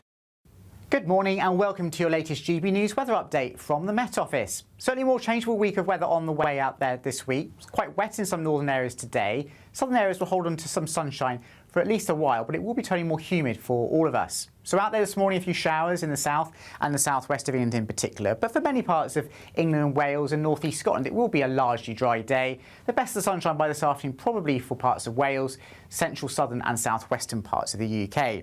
Turning quite wet though for Northern Ireland and western Scotland. The odd heavier burst of rain pushing in here through the afternoon. Quite a humid feel wherever you are out there this afternoon, and highs in the south 26 to 28 degrees Celsius, so another very warm day, particularly in the sunnier areas. Now out across northeastern parts of Scotland, it will be a lot fresher here, quite a cool feeling day with temperatures a little bit below average for August, but actually there'll be plenty of sunny spells out there on Monday afternoon for Shetland and Orkney. Turning increasingly wet though for western Scotland, the central belt, as we head towards the rush hour. And for Northern Ireland, some heavy bursts of rain pushing in here as well, particularly through this evening. Mostly dry at this point across Wales and southern parts of England, so plenty of evening sunshine here. Just a small chance of a shower for southeastern England for a time. Now through the course of tonight, the rain spreads its way northeastwards across Scotland and also southwards across England. So quite a wet night to come for many parts of the UK. The rain in the south quite showery, but several millimetres of rain possible in a few spots. So some welcome rain for the gardeners and the farmers. Look at these temperatures though, 15 to 18 degrees Celsius overnight, so quite a warm and humid start to Tuesday. Bit of uncertainty as to how quickly the rain clears away from southern England on Tuesday morning. It might just hang back a little bit longer than the graphics suggest at this stage. Northeastern Scotland will also stay fairly wet, particularly Shetland and Orkney. Otherwise, a mixture of sunny spells and scattered showers for northwestern areas, and mostly dry with hazy sunshine for parts of England and Wales. Not as warm as today, but still temperatures above average in the south, a cool and more blustery feel in the north. Today, clouds overhead, total zen within. Boxed Solar sponsors the weather on GB News. It's the final week to see how you could win over £65,000 in prizes. You could be our latest Great British Giveaway winner. First of all, we want to give you £60,000 in tax-free cash. Plus, you'll also receive a fine gold bar worth over £5,000. For a chance to win, text GOLD to 63225. One entry costs £2.50 plus one standard network rate message. Or text BONUS to 63225. 5 entries cost £5 plus one standard network rate message. Go to gbnews.com/win. Entries start at £2.50. Call 0903 686 3232. Calls cost £2.50 plus your network access charge. Or post your name and number to GB22 PO Box 8690 Derby DE1 9TT. UK only. Entrants must be 18 or over. Lines close at 4 p.m. on the 21st of August. This is a network giveaway. Entries will be pooled. Please check the closing time if listening or watching on demand. Good luck. Some people enjoy lazy Sunday mornings, but not me. What's the truth of the matter? So that's a very live question. Would you support him if he waters down these plans? Before the spin sets in, I'll be getting to the truth. This is personal. No soft questions, no easy answers. It's one thing if the state has rules in this country. It's another thing whether the police and others actually police them. Setting the agenda and holding those in power to account. You can't really blame her if the system is set up this way. You will not want to miss it, trust me. The Camilla Tominey Show, Sundays from 9:30, only on GB News. Bold. They are under no illusion. Ray. Are you a human trafficker? Boundless. I've had enough of the nonsense, and I'm not afraid to say it. Don't get us on the BBC. Every weeknight, I tear through the headlines. The smell of gasoline. should we be worried about it? From Westminster madness to cultural war chaos. What we're going to do now, they are throwing things out the car as we speak. Get ready, Britain. Here we go. Patrick Christie's tonight, weeknights from 9 p.m, only on GB News, Britain's news channel. As soon as it hits 11 and the headlines come in, Late Edition brings you the breaking news from all the front pages. because the news is going to happen. So get a head start today. Patrick Christie's tonight, Late Edition. Alex Armstrong tonight, Late Edition. From 11 o'clock every night. Only on GB News, the People's Channel, Britain's news channel. I've been in Westminster for a long time, but I know that though power may be here, its effect on people's lives is across the whole of the country. We may be where rules are made, but it's where they're implemented that matters. Join me, Jacob Rees-Mogg, for forthright and frank discussion on where Britain has come from, where it's going, and where it will end up. That's State of the Nation, Monday to Thursday, 8 to 9 o'clock. Vox Populi, Vox Dei.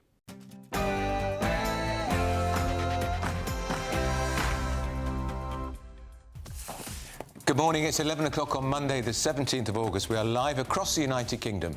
Britain's Newsroom with Andrew Pierce and Miriam Cates. Well, is there going to be a war on welfare? This morning, Reform UK will set out their plan to stop paying benefits to foreigners. Yet another water rip-off. Water companies could charge more for water during droughts, and get ready for a whole raft of even tougher restrictions. And Burnham's gas gamble. The Prime Minister may give the green light to using the Jackdaw gas field in the North Sea. And Wales says goodbye to Bonnie Tyler as her funeral cortege travels through Swansea this afternoon. Well, she's been described of Swansea. And in Swansea today, thousands are already lining the street to say goodbye to the music icon Bonnie Tyler.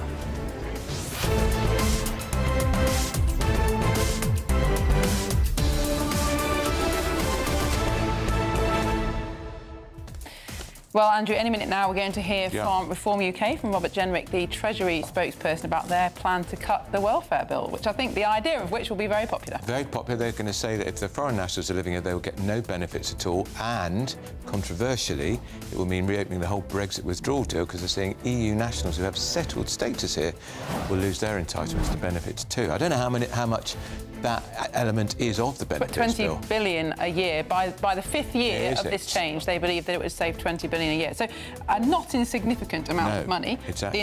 The overall bill is about 330 billion, but... Of course, that will impact British nationals living in EU countries who are entitled to benefits. So would that be stopped? And therefore, would the British Reform government have to reimburse them from the tax?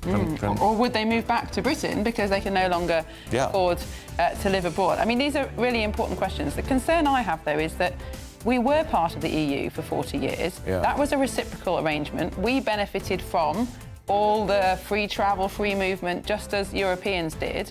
And to retrospectively change the rules for people who settled here in good faith, as we did abroad, I think there's a moral issue there about whether or not that is fair. And lots of these people will be Europeans married to British people who've had British children here, settled here. It could be very tricky. Absolutely. As ever, tell us what you think. Send your views and post your comments by visiting gbnews.com/your say. But first, here's the news with Sophia Windsor.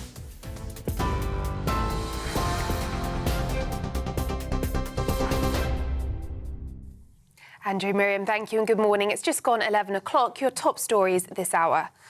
Reform UK have unveiled plans to strip foreign nationals of their right to claim almost all benefits in Britain if the party came to power.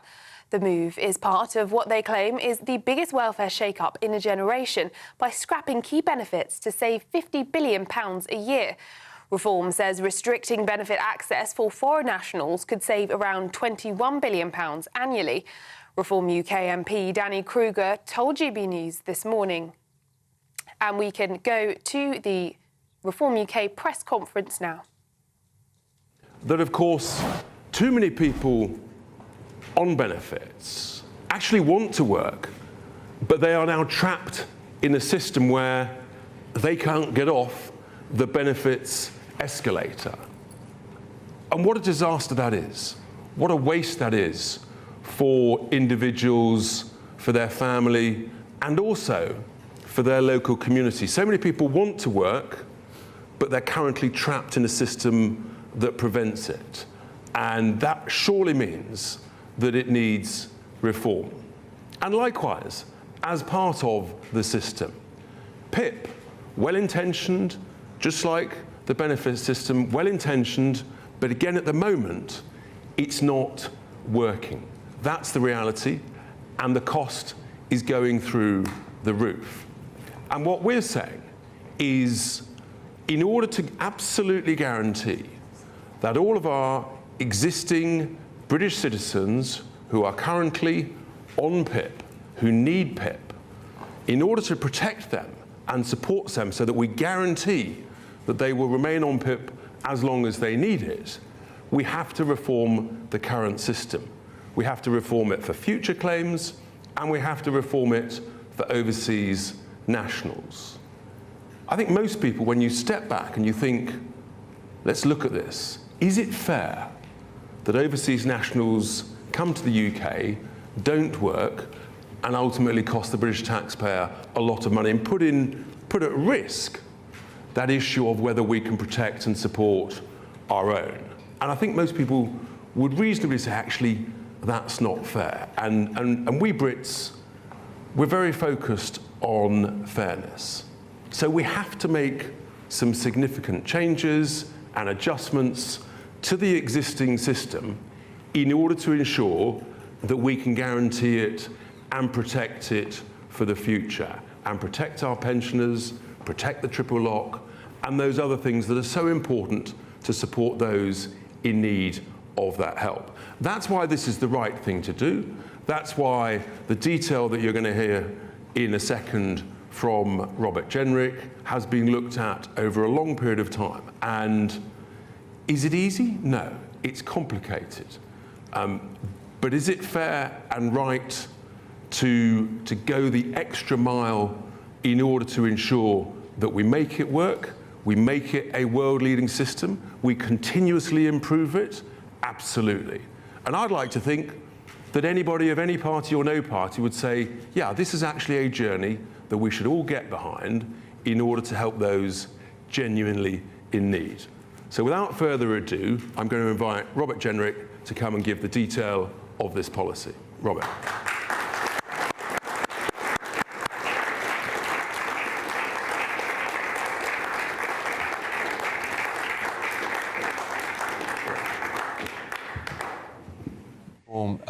Speech. Robert Jenrick, the Treasury spokesman, is now about to speak and set out their plans to massively cut the welfare bill. And moral society is judged by how it treats the powerful, but also by how it protects the vulnerable.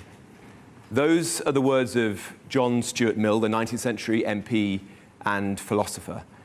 And they're as true today as they were when he wrote them. That is the measure of a society and a country. It was a baton picked up by William Beveridge in his 1940s book, which laid the foundations for the modern welfare state as we know it today. But he understood that to ensure fairness in this new system, there would need to be a new social contract, which conferred both rights and responsibilities. He said cooperation between the state and the individual. The state would give security for service and contribution, but it would not stifle incentive, opportunity, and responsibility. We would receive benefit in return for contribution, rather than always free allowances from the state. And for those of us who couldn't work because of physical disability or conditions which meant we had no choice, they would always be protected. The state, the community, would step in so that they could live their lives to the fullest possible extent. It's these principles, ladies and gentlemen, which guide Reform's approach to welfare today. Those in need, pensioners, children, the vulnerable, our armed forces veterans, will always be protected under a Reform government. It is part of who we are. It is part of what drove each and every one of us into politics. It's why our party's banner is family, community, country. But for those who break the social contract, who act for whatever reason, out of selfishness, to take from the community when their family, their friends, their neighbours, their colleagues all really know that they don't need it, there will have to be a change of approach to restore fairness. It's accepted now, I believe, that the bond that William Beveridge spoke about has been broken. I've certainly heard it all over the country, in countless conversations on the doorsteps in my own constituency. I think everybody in this room has heard it in conversations that they've had themselves. Why has this happened? Partly because politicians in the Labour Party believed that they could buy votes by simply doling out more and more cash with fewer and fewer checks. Also, partly because the Tories, my former party, latterly were too afraid to uphold Beveridge's principles for fear of a backlash.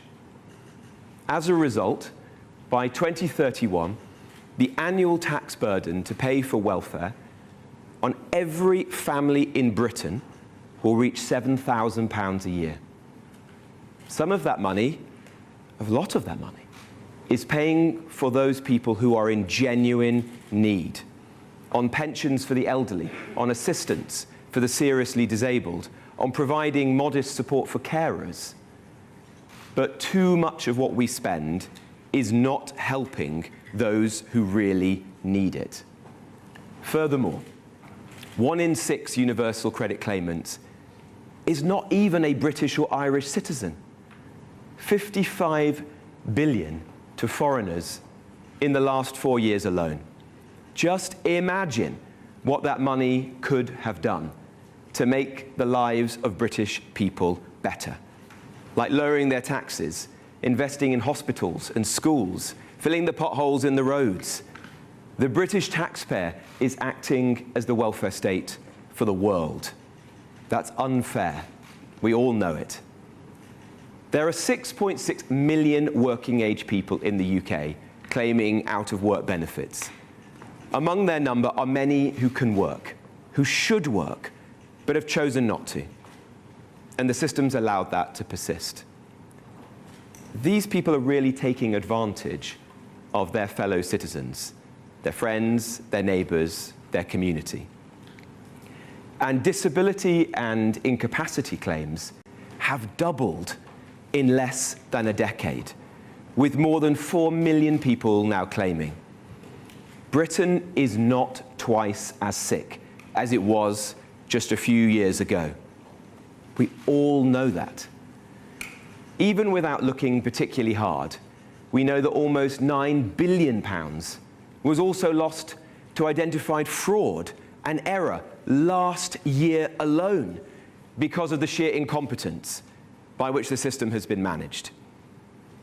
In towns and cities up and down the country, working people tell stories of those in their communities who are pulling a fast one, taking everyone for fools. The family who enjoy regular holidays, nights out, who have new Motability cars on the drive, but who, out of choice, haven't seen a day's work for years, sometimes decades. That is fundamentally unfair. What was a source of pride for British people, a marker that we all live in a civilized society, has become viewed by many people as a joke. And in the cold light of day, has to be seen, I believe, as both a moral and an economic catastrophe. A broken contract, which too often takes from those who choose to work and hands to those who choose not to. It's also fundamentally unsustainable. For every £1 we spend on defence this year, we will spend £8 on welfare. £8 on welfare. We also live in a time of unprecedented change for working people. Everything we thought we knew is being turned upside down. Good jobs, outsourced overseas. Disastrous energy policies, deindustrialising huge parts of our country. And now, AI hollowing out the very middle class and graduate jobs that people thought would replace the industrial jobs that were lost in recent decades because of bad policies. Beveridge wrote in a time when Britain, ravaged by war, felt broken. Even in victory, it was exalted, but exhausted. Today, Britain feels broken again and faces huge challenges. It needs leadership. It needs reform. We need a welfare state that answers those challenges, but which is built on the principles that built the welfare state we enjoy today.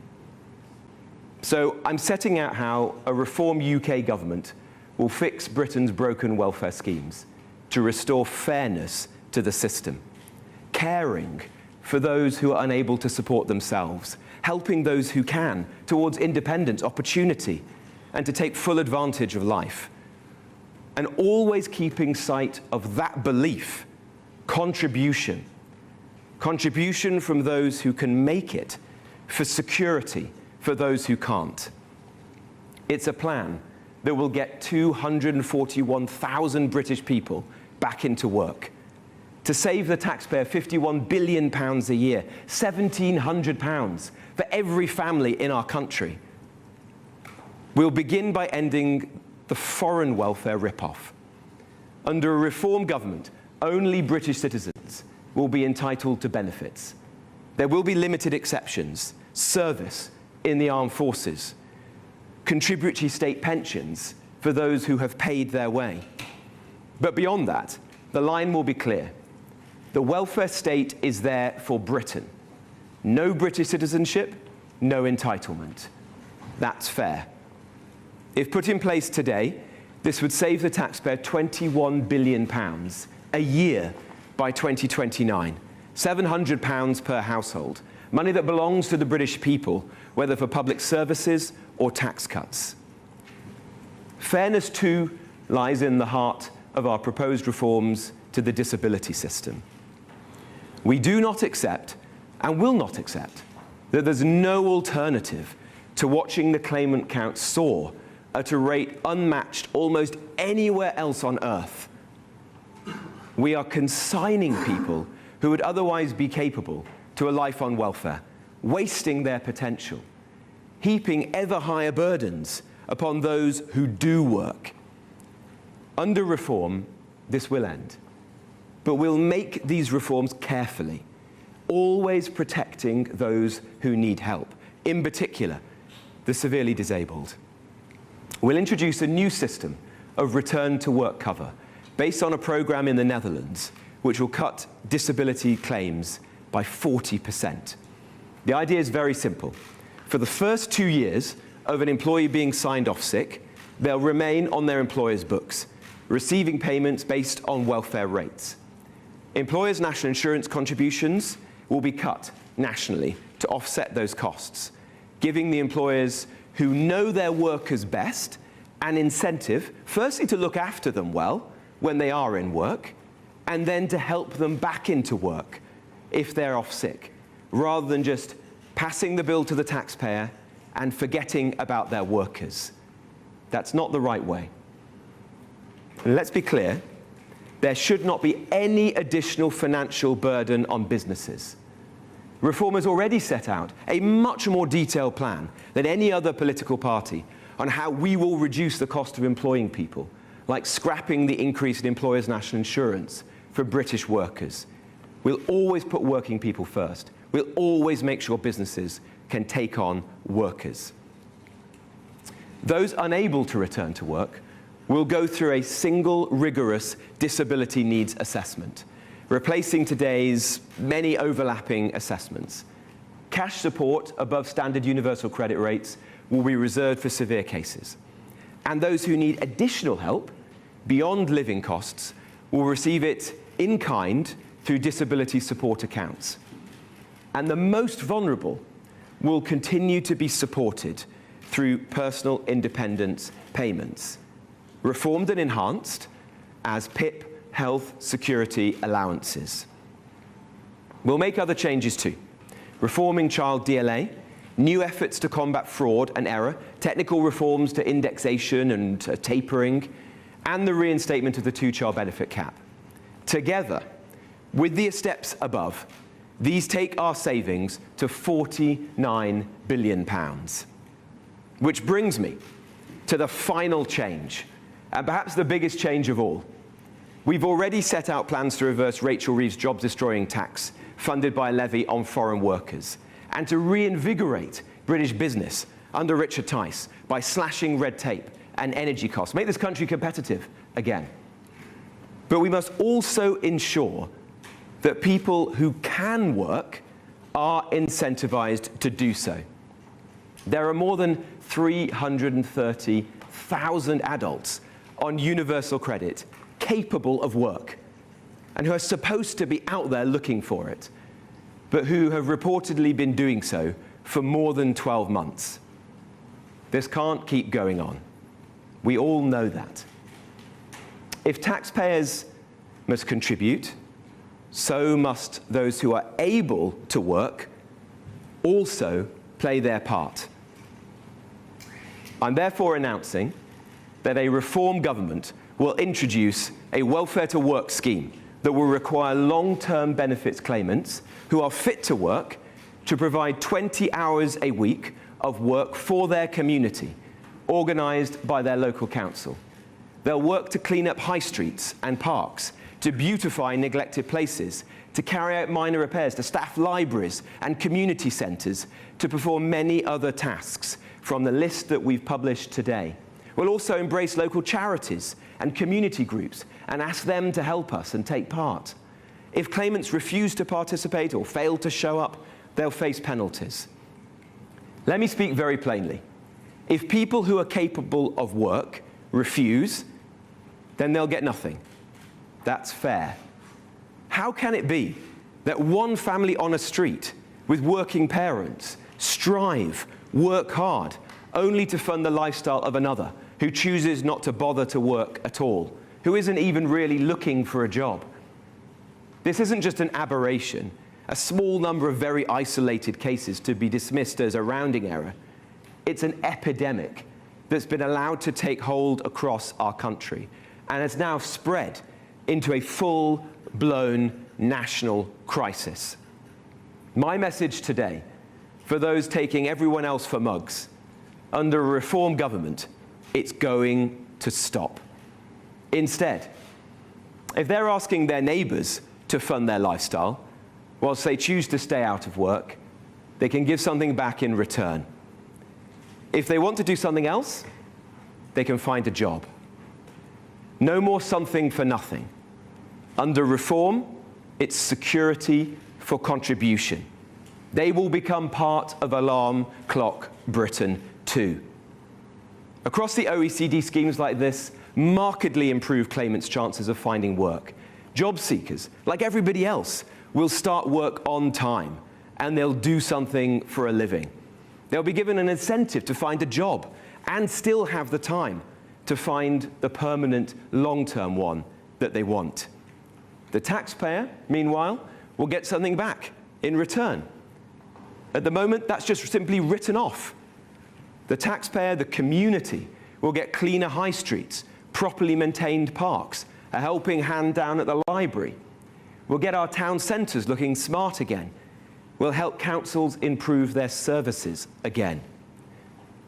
We're not the first party to propose such a scheme, but unlike the old parties, we really mean it. We will pass the primary legislation to enable these changes happen. We'll repeal the Human Rights Act. We'll leave the ECHR and its foreign court. And we won't allow politicians from the old parties to block it. Councils which fail to implement work placements properly, in full, will face cuts to their funding. And with this final element in place, the total savings from the package that we announced today will reach more than £50 billion. Without these changes, the cost of the welfare system will keep going up and up and up. We will face a genuine national debt crisis. And what happens in those situations? it's the least well off who are always forced to bear the highest price. Only reform will do what it takes to avert this. Welfarism exploded in the final years of the last Conservative government under Mel Stride. According to her own party chairman today, Kemi herself blocked welfare reforms, which would have cut the bill. Today, both Kemi Badenoch and Mel Stride offer paper-thin ideas, literally so. Just their document they published was 3 pages long.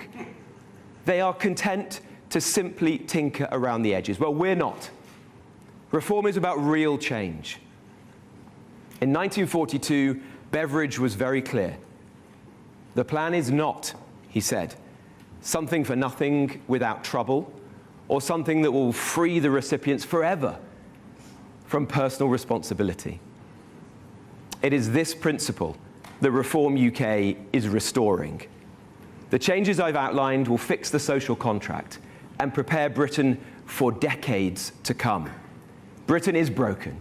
Reform will fix it. And today we do so with the biggest reform to our welfare system in my lifetime. Thank you very much.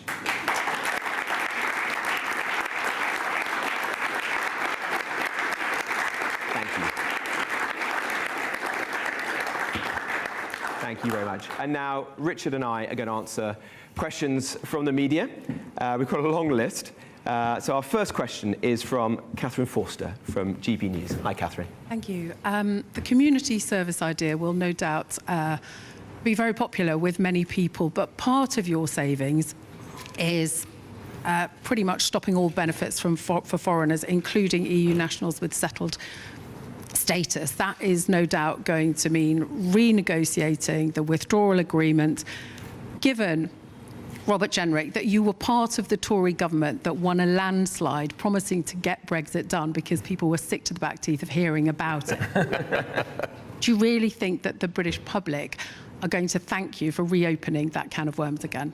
Thank you. Well, firstly, you're right to say that asking people to work in their community in return for benefits whilst they're looking for a job is very popular. It's common sense. I think people across the whole country of all political persuasions and none will get behind that principle. And it will also be very good for the individuals as well. Instead of being sat at home, they'll be out there, gardening, working in libraries, learning valuable skills. But to your second point, I come back to the guiding principle that is behind everything that Rich and I have said today. It's fairness. The welfare state, throughout its entire history, has been about contribution. It was national insurance contributions. Beveridge spoke about contribution. That's the principle we want to restore. And it is not fair that British citizens are paying billions and billions of pounds every year to people who are not even Brits at all.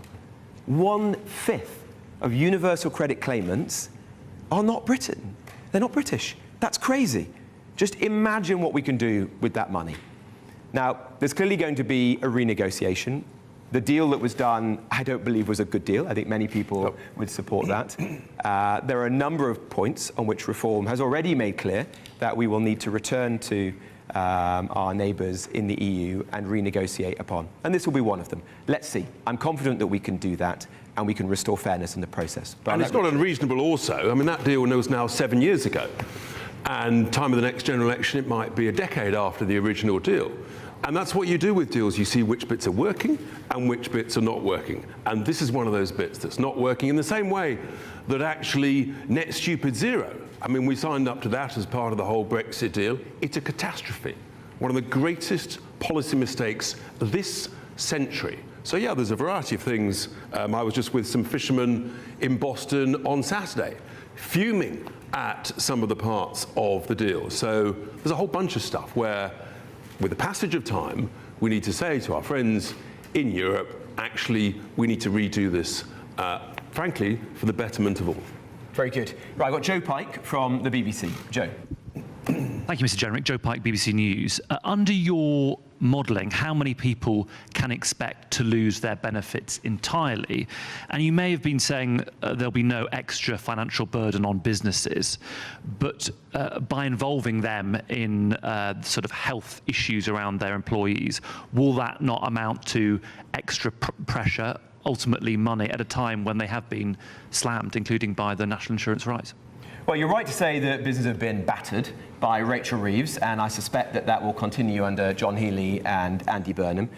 No party has been clearer than Reform about how we're going to support those businesses. Most notably, we said, in fact, we're the only party to say, that we're actually going to reverse Rachel Reeves' job-destroying increase in employers' national insurance for British workers. Nothing that we've outlined today will adversely affect businesses. We're saying that small businesses, businesses with 5 or fewer employees, will not be involved at all. Quite right.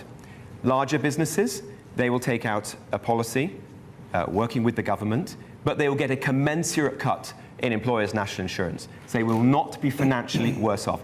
This is going to be a win-win. Businesses will have an incentive to look after their employees better and to help them back into the workplace, and they will, according to the Dutch experience, get those employees back faster to the workplace. 40% reduction is what the Dutch have experienced. So a big improvement. And for the employee, there's a big incentive now for their employers to look after them better, improve their terms and conditions, the safety in the workplace, the support. Instead of, excuse my language, bullshit schemes being put in place for people in the workplace, which don't really make a difference, employers will spend that money actually looking after their workforce properly. So I think it'll see a big improvement. In terms of people who are currently claiming, for example, PIP, well, what we're saying today is that PIP will continue, but it's going to be reformed. We're going to create a new version of it, and we're going to ask those people who have mild conditions, principally mental health conditions, to be reassessed. I think that's commonsensical, because we see the vast increase that we've had in recent times of those conditions. For other people, what we're proposing today will actually be better. We'll provide more security, because instead of being reassessed on a rolling 3-year basis, these are people with serious disabilities, we're going to give them the peace of mind that I think they deserve. And we're going to say that they're not going to be reassessed for the next 3 years, and then they'll be reassessed in the normal way thereafter. So for the people who really need the benefits the most, this is actually a significantly enhanced position with greater security. And those reassessments should be face-to-face as opposed to online. And part of the tragedy of the current system is people are literally being written off, and they're not even being reassessed online, let alone face-to-face. And the tragedy of writing off people of any age, but in particular young people, has to stop. It's basic common sense as well as being fair. But how many people is it going to affect? Is there a number? Well, we're about to publish our document, so you'll be able to see all the numbers that are set out in here. And I would just say, this is the most comprehensive document that any party has put in place. It's 50 pages long. It's been produced by a brilliant team of people who've worked in the DUP, who helped to create policies in the past for the last couple of governments. I think you'll find it very, very impressive. And I would just politely say it is a world away from what the Conservative Party has produced, which, honestly, my kids produce more detailed plans for their school debating society than this. 3 pages. Pathetic. Sad. We've actually produced a very, very detailed and fully costed proposal. I've got Ben Block now from Sky News. Oh, I do apologise. Carl Dinham was actually next on this. I'll come to you afterwards. Ben. Sorry. Thanks very much. Are you telling us that you don't have a number for the people who will lose benefits altogether, or just that it's in the document? Because obviously your savings depend on you having a number, don't they? Also, do you have any idea of how many people you expect to end up having to do work for their local councils in parks and the like under the universal credit bit of your plan? And on a different issue, following the news that the Prime Minister has been exchanging texts with someone pretending to be Susie Wiles, have either of you ever found yourselves talking to someone who's not who they pretended to be? I don't know, Richard, you had that situation. The answer to the latter is the easy one. No, but the Prime Minister's experience is probably an example of just make sure. It is actually genuinely an issue of scammers across all walks of life now. People have to be careful, and I suspect we all get texts. You think, who's this? What's this? Are we sure? Very good. Look, what we're going to do with our welfare to work scheme... Just to say, we're apologising on behalf of Mr Jenrick, who used an unfortunate word, which we wouldn't use in this GB News. So if you're offended, we apologise. We'll go back to the press conference with Robert Jenrick and the Deputy Leader of Reform, Richard Tice. It will be difficult for them to do so. But for those who demonstrably can work, they will now be asked to work alongside their job seeking. So the answer to the question is it will apply to absolutely everyone who's in that situation. And quite rightly so. Quite rightly so. Why wouldn't we use the talents of all of those people across our country to help make this country a better place? Yep. That's what we're looking to do. I've got Ben Block now from Sky News. Ben. Thank you, Mr Jenrick. Ben Block from Sky News. So you've said that both on these plans and a number of other points that you'll need to go back to the EU to negotiate. But what happens if EU officials don't come to the table, say no, decide to impose sanctions and tariffs, trade quotas and whatever else? How would a reform government react to a negative reaction from the EU? And if I may, what is your message to Brits currently living in Europe who may lose their benefits there and may be forced to move back to the UK? Thank you very much. You're getting ahead of the thing quite a lot. We're very confident that as part of a broader negotiation with the EU that we'll be able to bring this to a satisfactory conclusion. As Richard has said, there's a whole host of things that we don't know when the next general election is, but say it's still 2.5 years' time.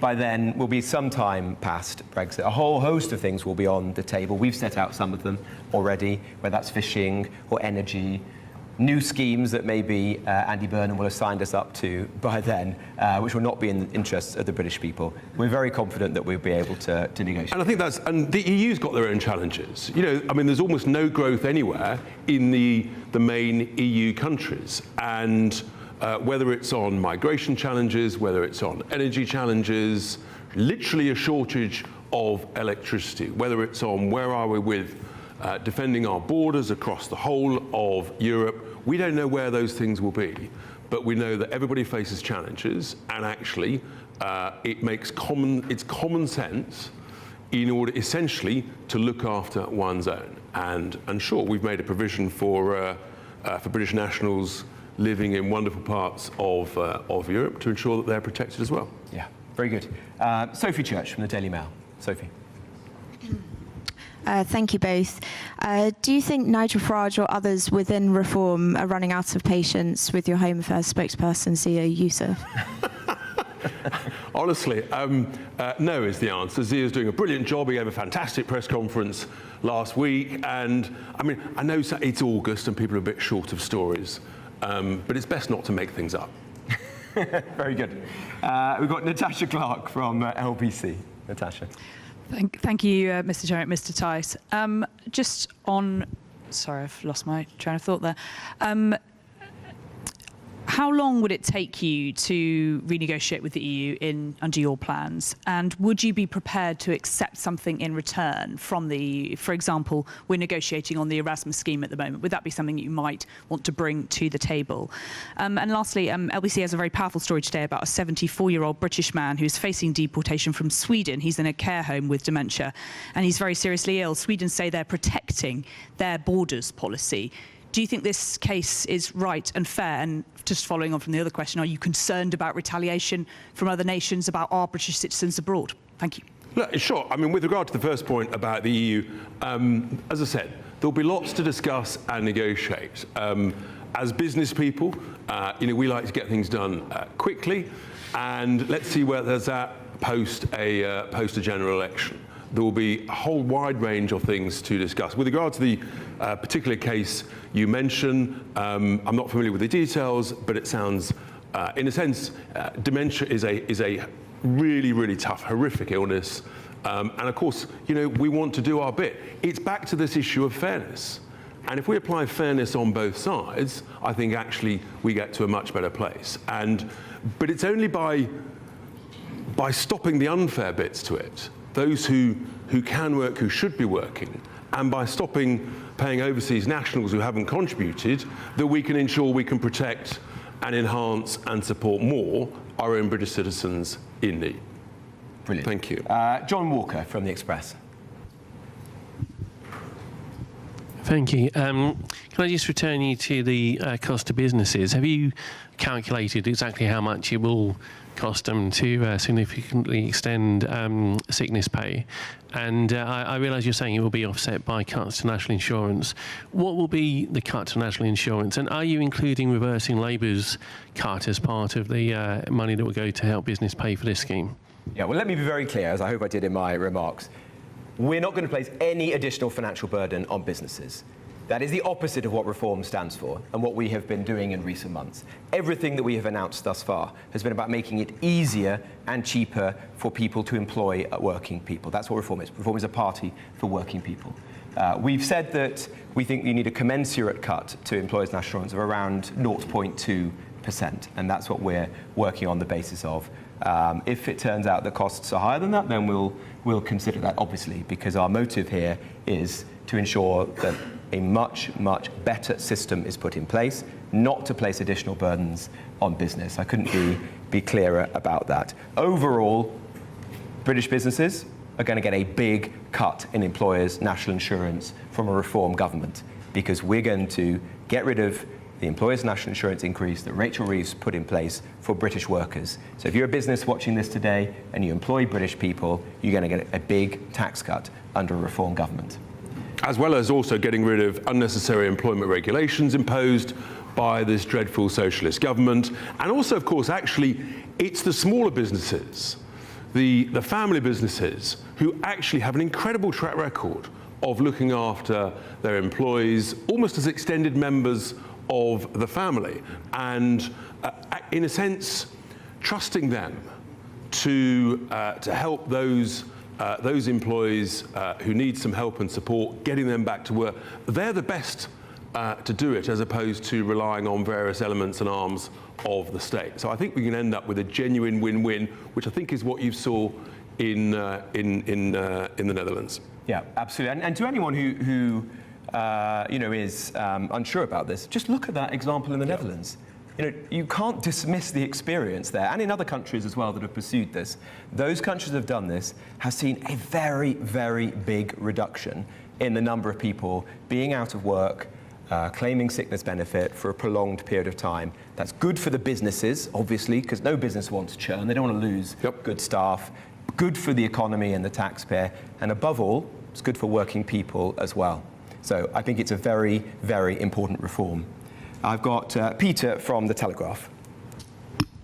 Thanks. Sorry to go back to the same point, but I just wanted to pick up on what you said there about the Netherlands. So the OECD found that when they introduced a similar scheme in the Netherlands, that the cost of sickness and disability insurance for employers rose significantly. So I just want to get a commitment that if that same thing were to happen in the UK, you've mentioned a 0.2% cut that's comparable in national insurance.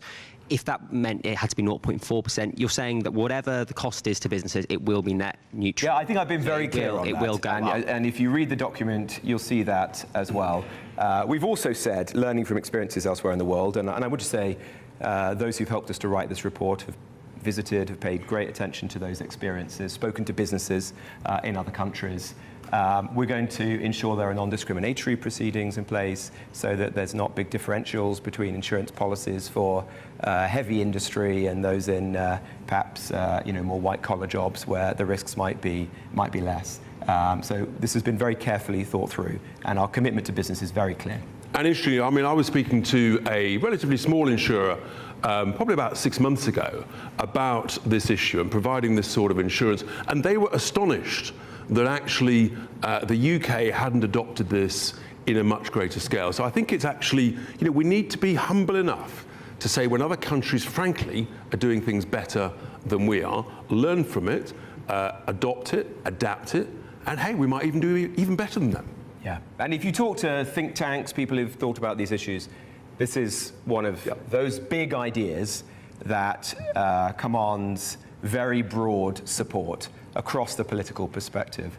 It's just no other party has had the guts, the imagination to actually get on and do it. That's the reform difference. I've got Constance from The Times. Hello, Constance. Hi.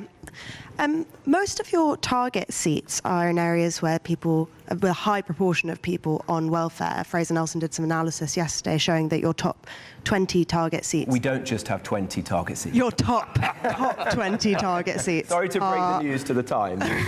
We've got a lot more target seats than that. I said top. Top 20 target seats are PIP hotspots. People listening this morning who might be feeling frightened hearing that kind of vital lifeline could be cut. What's your message to them? And do you think that might be a difficult message for you to sell at the next general election? Well, let me be very clear, if I haven't been so already. We are going to protect the most vulnerable in society. Nothing that we talk about today is about pensioners. In fact, part of the motivation is to continue to provide the support that pensioners need. It's by doing tough things like this that we can continue to sustainably pay for the triple lock, for example, for pensioners. We're ensuring that children who are currently claiming, or their families are claiming on their behalf, disability benefit, will be protected. And we're saying that those people who really need this are always going to be protected under a reform government. We're not abolishing PIP. People are obviously familiar with that, but we are reforming it and ensuring that it works better.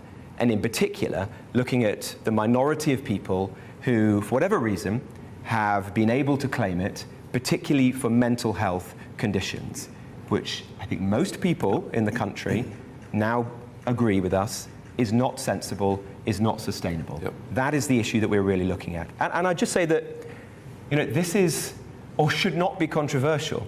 Stephen Timms, the highly knowledgeable and respected Member of Parliament, who was the minister and who wrote a report for the government, he said that PIP was not sustainable, not fit for purpose. He said it was not fit for purpose. What did Keir Starmer and now Andy Burnham do in response to that? Commission another report. Delay, delay, delay. These issues are well known to most people in this country. Reform are actually taking them on. But you're right to say we need to do so in a very sensitive way and deliver a very clear message, which I hope we have today.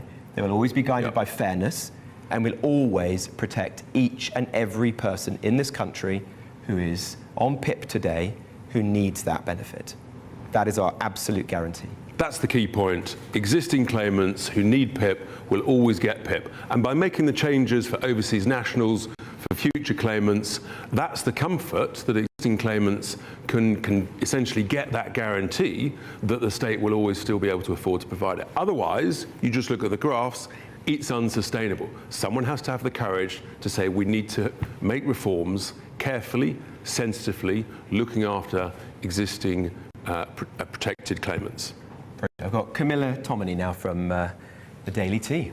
Morning. As you know, The Telegraph has reported on a lot of the issues around the surge in welfare payments for mental health and neurodiverse conditions. But people listening to this do want to hear specifics. Should you be able to claim A, benefits, B, a Motability car, or C, a blue badge for a non-physical disability? Where are you going to draw the line? Who will assess it, and how will they assess it? Well, firstly, Camilla, you will be able to claim those things for non-physical conditions because there's clearly some extremely serious cases of those issues. What we're talking about here are the milder conditions where it is not sensible for those individuals to be parked on disability benefits when they could be helped back into the workplace. It's not for a politician to draw that line. This is for experts on a case-by-case basis. We have provided a great deal of detail in the report, but what we've said, and I think this is absolutely right, is that the current farce needs to end of people being able to claim disability benefits on an email or, which people can even generate AI forms. We're going to go back to face-to-face appointments with GPs and trained clinicians who will make these judgments on a case-by-case basis. We believe we can do that. Frankly, it's a disgrace that it didn't happen a long time ago. It's what's driven a lot of the current problems. It's going to be done very carefully to disaggregate those people who you rightly say do need support, despite the fact their conditions are not physical, from those who don't. And some who are taking the mick and need to be helped back into the workplace. I think, and in a sense, Camilla, the key point is case by case, by experts. And your question infers that you can just draw a line here. Well, that's a barnstorm of a press conference for reform with both Robert Jenrick, who is the Treasury spokesman, and Richard Tice, who's the business spokesman for reform, announcing their crackdown on benefits. I think, Miriam, the headline will be the plan to make long-term claimants do 20 hours community work. If they don't get the benefits. Yeah. I think there's a lot of things in this proposal that people will see as basic fairness. How easy they are to implement, of course, that is another issue. But everybody knows the welfare bill is too big and some drastic changes are going to have to be made. Judith De Silva, what do you think about it? First of all, I think that Labour should have been listening very closely because I think the knock-on effect of this press conference is they've said a lot of things that hit a nerve as far as when you're talking about fairness, and someone has to be the bad guy to reform welfare. Yeah. So there's stuff they should be listening to. But again, when it comes to implementing it, I completely agree. Reform has announced itself as an antagonist to Europe. That's part of the rhetoric that a lot of their big leaders have in that party. For them to think they can go to a negotiating table with Europe, and this is a Europe that has a long memory, it's not going to be the same. That's why, again, Labour should be listening. Some of the things you can implement, you are in a better position to negotiate with Europe on now, before you get to the stage of a general election. And also, remember, people are going to be retaliatory. If they see that their nationals in your country are being targeted and they see it unfairly, there are a lot of Brits who seek haven in Europe, in the Middle East, in the Far East, and they'll say that if ours aren't treated well over there, we will return serve. That's a very good point, isn't it? I mean, the 1.5 million, isn't it, Brits living in Europe? It's 1.5 million Brits living in Europe, but only about 2.5–3% of those claim any benefits in those countries. Right. So you're looking at 30 to 40,000 Brits affected, whereas here it's about 10% of EU citizens. So it's about 750,000 in total are claiming benefits. And how many are claiming benefits here? About 750,000. Yeah, that's a big difference. So it's a massive difference, but the EU is the EU. It will retaliate in other ways. Well, there's 27 against us. Exactly, and I think it is an absolute can of worms to be trying to reopen. Right. We all lived through and got the bruises to prove it. But what about the idea of this making the welfare to work scheme, long-term claimants do some community work? People will cheer that, won't they? Absolutely, and I think it is a fantastic idea. I do, unfortunately, have flashbacks to a TV series called The Outlaws, where some prisoners were made to work in an allotment and they all behaved terribly badly. And my feeling that there will be council workers up and down the country trying to control people for 20 hours a week who want to do anything but be there and work. I think it's got huge practical difficulties. Still a great idea. I think we should have community service. I thought it for years. Anyhow. No, but just remember what happened in COVID, where they had a issue, particularly was on farms, where they said those who have been dropped out of work because of COVID, you can social distance and come and work on farms to keep our flow of produce to supermarkets. And everyone was saying that. They came for one day, saw how brutal it was, and they left. They wouldn't do it. So you're going to be battling, yes, get young people back into work, especially the 18 to 35 target group that out of COVID it ballooned on welfare. But part of why Labour introduced increased national insurance is that you've got to incentivise them to want to work because they're the social media generation that want to be internet millionaires. So you've got to battle the mentality. They're not the same as the Dutch. They're not the same as people in Europe. It's a different culture, a different mentality. So always account for that it sounds good. In practice, it will be difficult. It doesn't mean being difficult doesn't mean you shouldn't try and do something. Right. But I thought what was really noticeable about that press conference was how many times Robert Jenrick laid into the Conservatives. Yes, why is he doing that? And in fact, the government is Labour and the benefits bill is ballooning under Labour. And it's Labour backbenchers who won't allow any cuts at all to the benefit bill. Scuppered the plan to cut the benefits by just £5 billion. Absolutely. And I think they need to recognise who the enemy is and that this blue-on-blue warfare, when they're probably going to need each other after the next election, unless we're going to have a socialist rainbow coalition that would be disastrous for our country. The Tories and Reform are going to have some kind of cooperation. What form that takes, we don't know. It was noticeable, wasn't it, that Jenrick was picking on the Tories each time? Yeah. I think that's what's happening between the Tories, Reform and Restore. Yeah. They realise they are in crisis because they're splintering, not just splitting the vote. But when they keep attacking the Tories, Reform understand that because of how many people you've poached, you potentially have a pendulum swing in your favour if you embarrass enough of them to feel that the Tories are a sinking ship. They're essentially the Titanic. So that's probably the mental play that an ex-Tory is going to go for when you're trying to bolster reform, when you know you cannot compete with Restore. But as far as what you said about the backbenchers, those are actually the people I believe should be listening, because you are the stumbling block from Labour actually enacting some of these policies to swing people back in favour of you. You are the best party to actually do this in a humane way. But if you've got backbenchers that are intractable, you are just serving it up to reform to be the glory holders of changing welfare. That Labour MP we spoke to earlier from Scotland, he did say the welfare bill, everyone knows it's got to be cut a bit. Yes, he didn't say where he would cut it. No, and the Stephen Timms review, which is supposed to look at reducing disability benefit, in its premise said we are not looking to seek to reduce the amount of spending. A former Labour welfare secretary. Yeah. Exactly. It does. The intention seems to be there, but it's just words, and just words do not save money. No. Well, interesting. I wonder what you think about that. Well, that's it from Britain's News. I'm sorry we didn't have longer, but that was an interesting intervention from Reform. Yeah, well, we'll be back tomorrow morning. It'll be will. interesting to see how various different experts unpick this plan and what criticisms they have and what support perhaps there might be for it. Oh, and I think there'll be a lot of support for it. Up next, it's Good Afternoon Britain with Sam and Emily. Miriam and I will see you tomorrow. See you then.